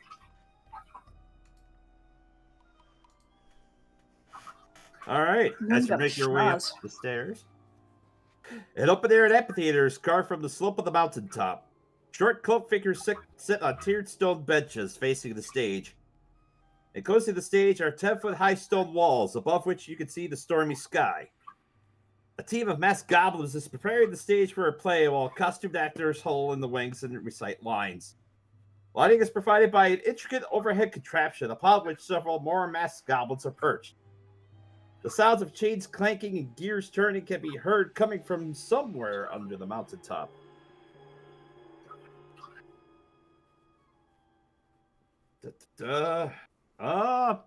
Let's see. Choco, roll a d8 for me.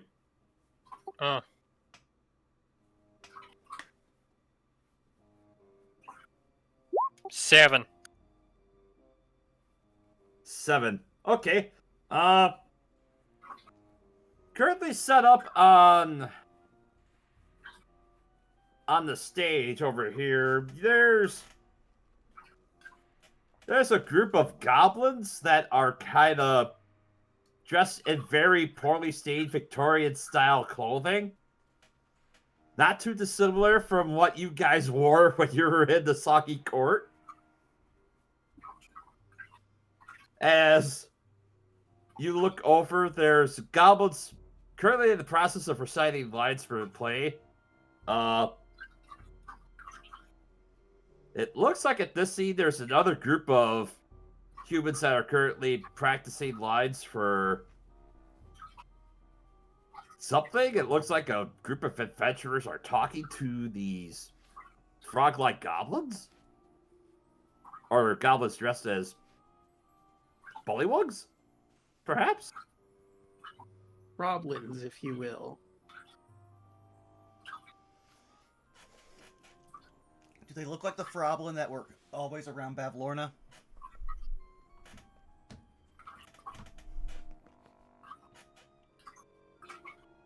Hello? Oh, I'm sorry? I said, are they the same Froblins that we saw, like, hanging off of Bavlorna when we first met her? No.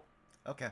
It's not that they're, like, literally, like, little frog goblins, but they're goblins, like normal goblins, that are dressed up to look like bullywugs from the costuming. Bullywug's a little insensitive, but I don't know if Bullywugs would care. Not sure goblins would either. I know I don't.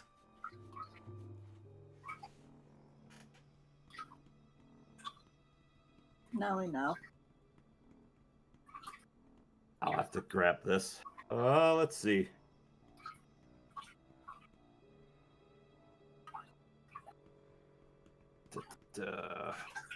All those Bullywug actors not getting any work. Goblins taking it. Listen, man, they'll You know work for how scale. hard it is to get you know how hard it is to get an acting job? Yeah.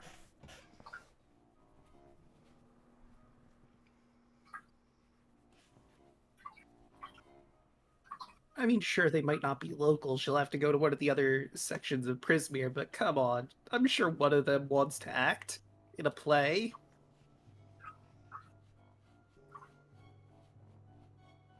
Exactly.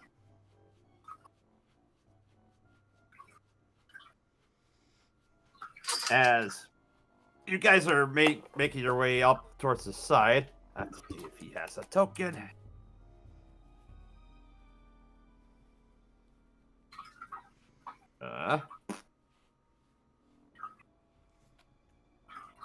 Does he have a handout too? Please let me.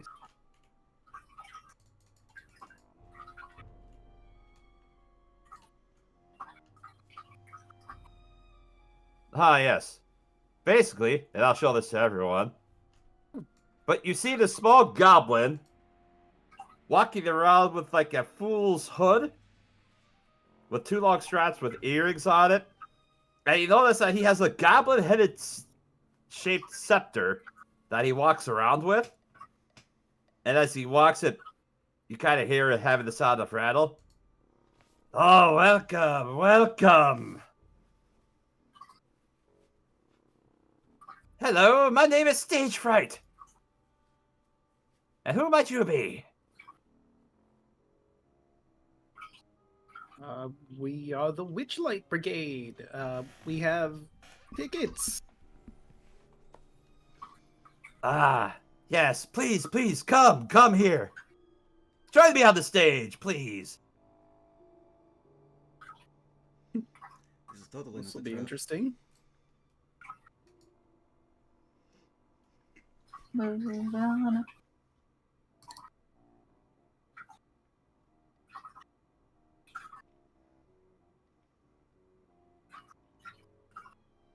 All right. And as he brings you all onto the stage, and he looks up. He points stage right and upwards towards the balcony overhead. And from that balcony,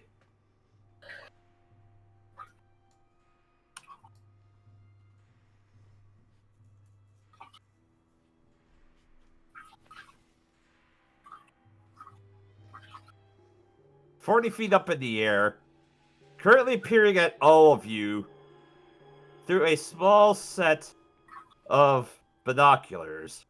Aww. Ooh, She looks cool. she really does.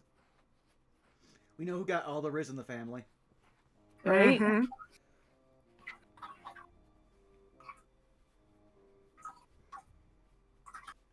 A woman who seems like she has multiple arms at her beck and call, with a very billowy black dress, which almost seems like it would be treated as though if it were like some sort of amalgamation of an octopus or a spider. In which it seems like her very dress itself is more like that of a stage, as she wears a large black cap with a veil over her face. Stage Fright looks at all of you, presents his hand. "Lady Endelyn, your guests have arrived." And it's at this point where, unfortunately, I'm going to have to call tonight's session. Oh, that Aw. is fine. Oh, she looks so awesome though. Dude, Really that is does. a badass art. Mm-hmm. Definitely the coolest of the Hag sisters. Like if I looked at her just like this, I'd be like, "Oh, we can't beat that. No, we need to run." But after having kneecapped her, I feel safe. Mm. Putting that in the notes for next time.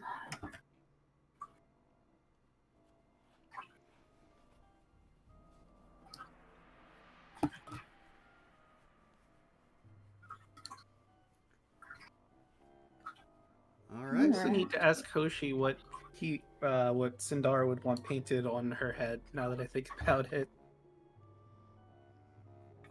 Well, to make it even, they get the other sun. All right. We'll just have to be coordinated, because if we stand perfect, we'll have eclipses. Mm-hmm.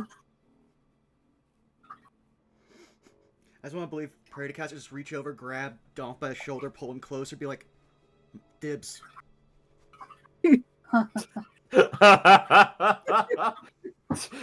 Yes, dibs on the theater, lady. Well, no. He's calling dibs for Eclipse partner Yeah. because he's got beef with the other two. Yeah, that's fair.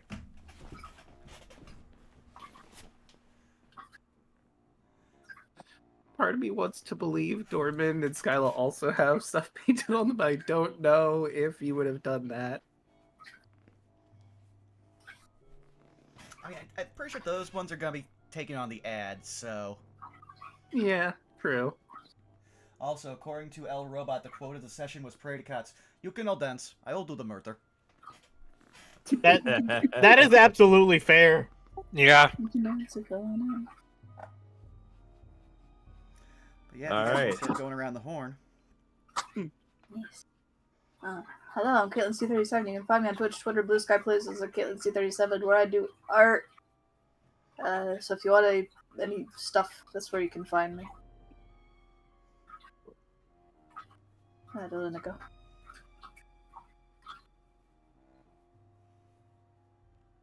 Daluna. Hello, my name is Endelyn13. You can find me on Blue Sky, Twitch, YouTube at Endelyn13. Tomorrow you'll find me on Drago Magnus' channel for our Barovian Odyssey campaign. I believe we're almost done with that one as well. It's gonna be weird having both these these D&D campaigns done with in a couple of months. Anyway, you will also find me on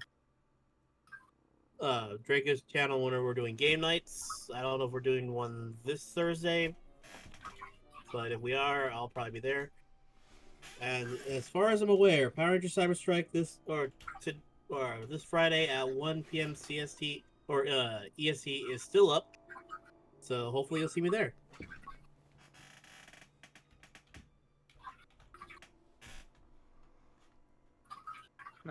That brings it to me, yeah?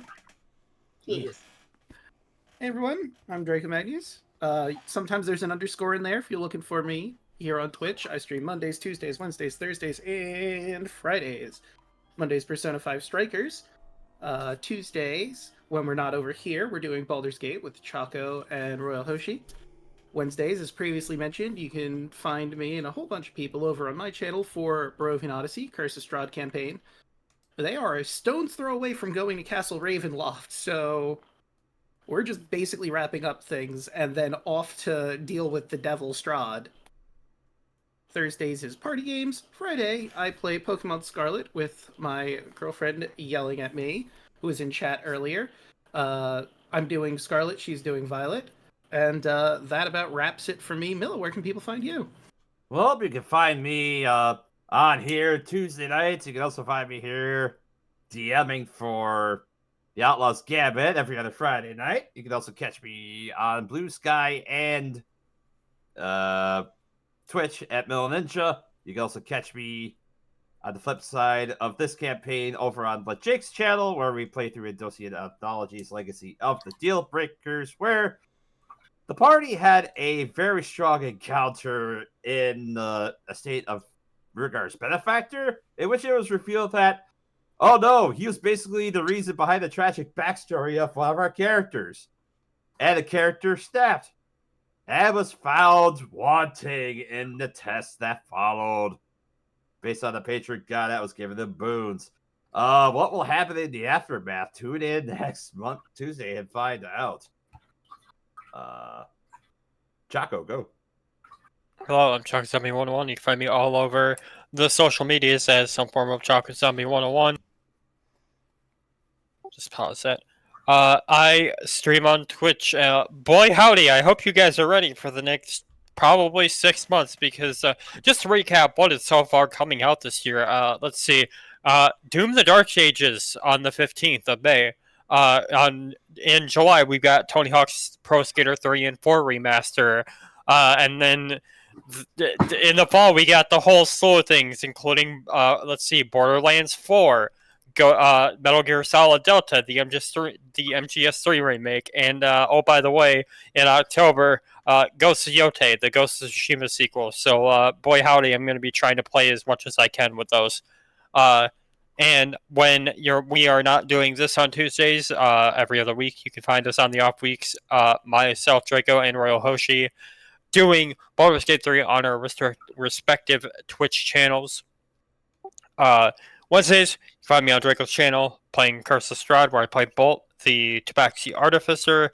Thursdays is party games usually on Draco's channel, and on Fridays you find myself and Deluna and a whole host of other people over on twitch.tv/TwitchThePerson for Power Rangers Cyberstrike, our Power Rangers Tabletop RPG campaign.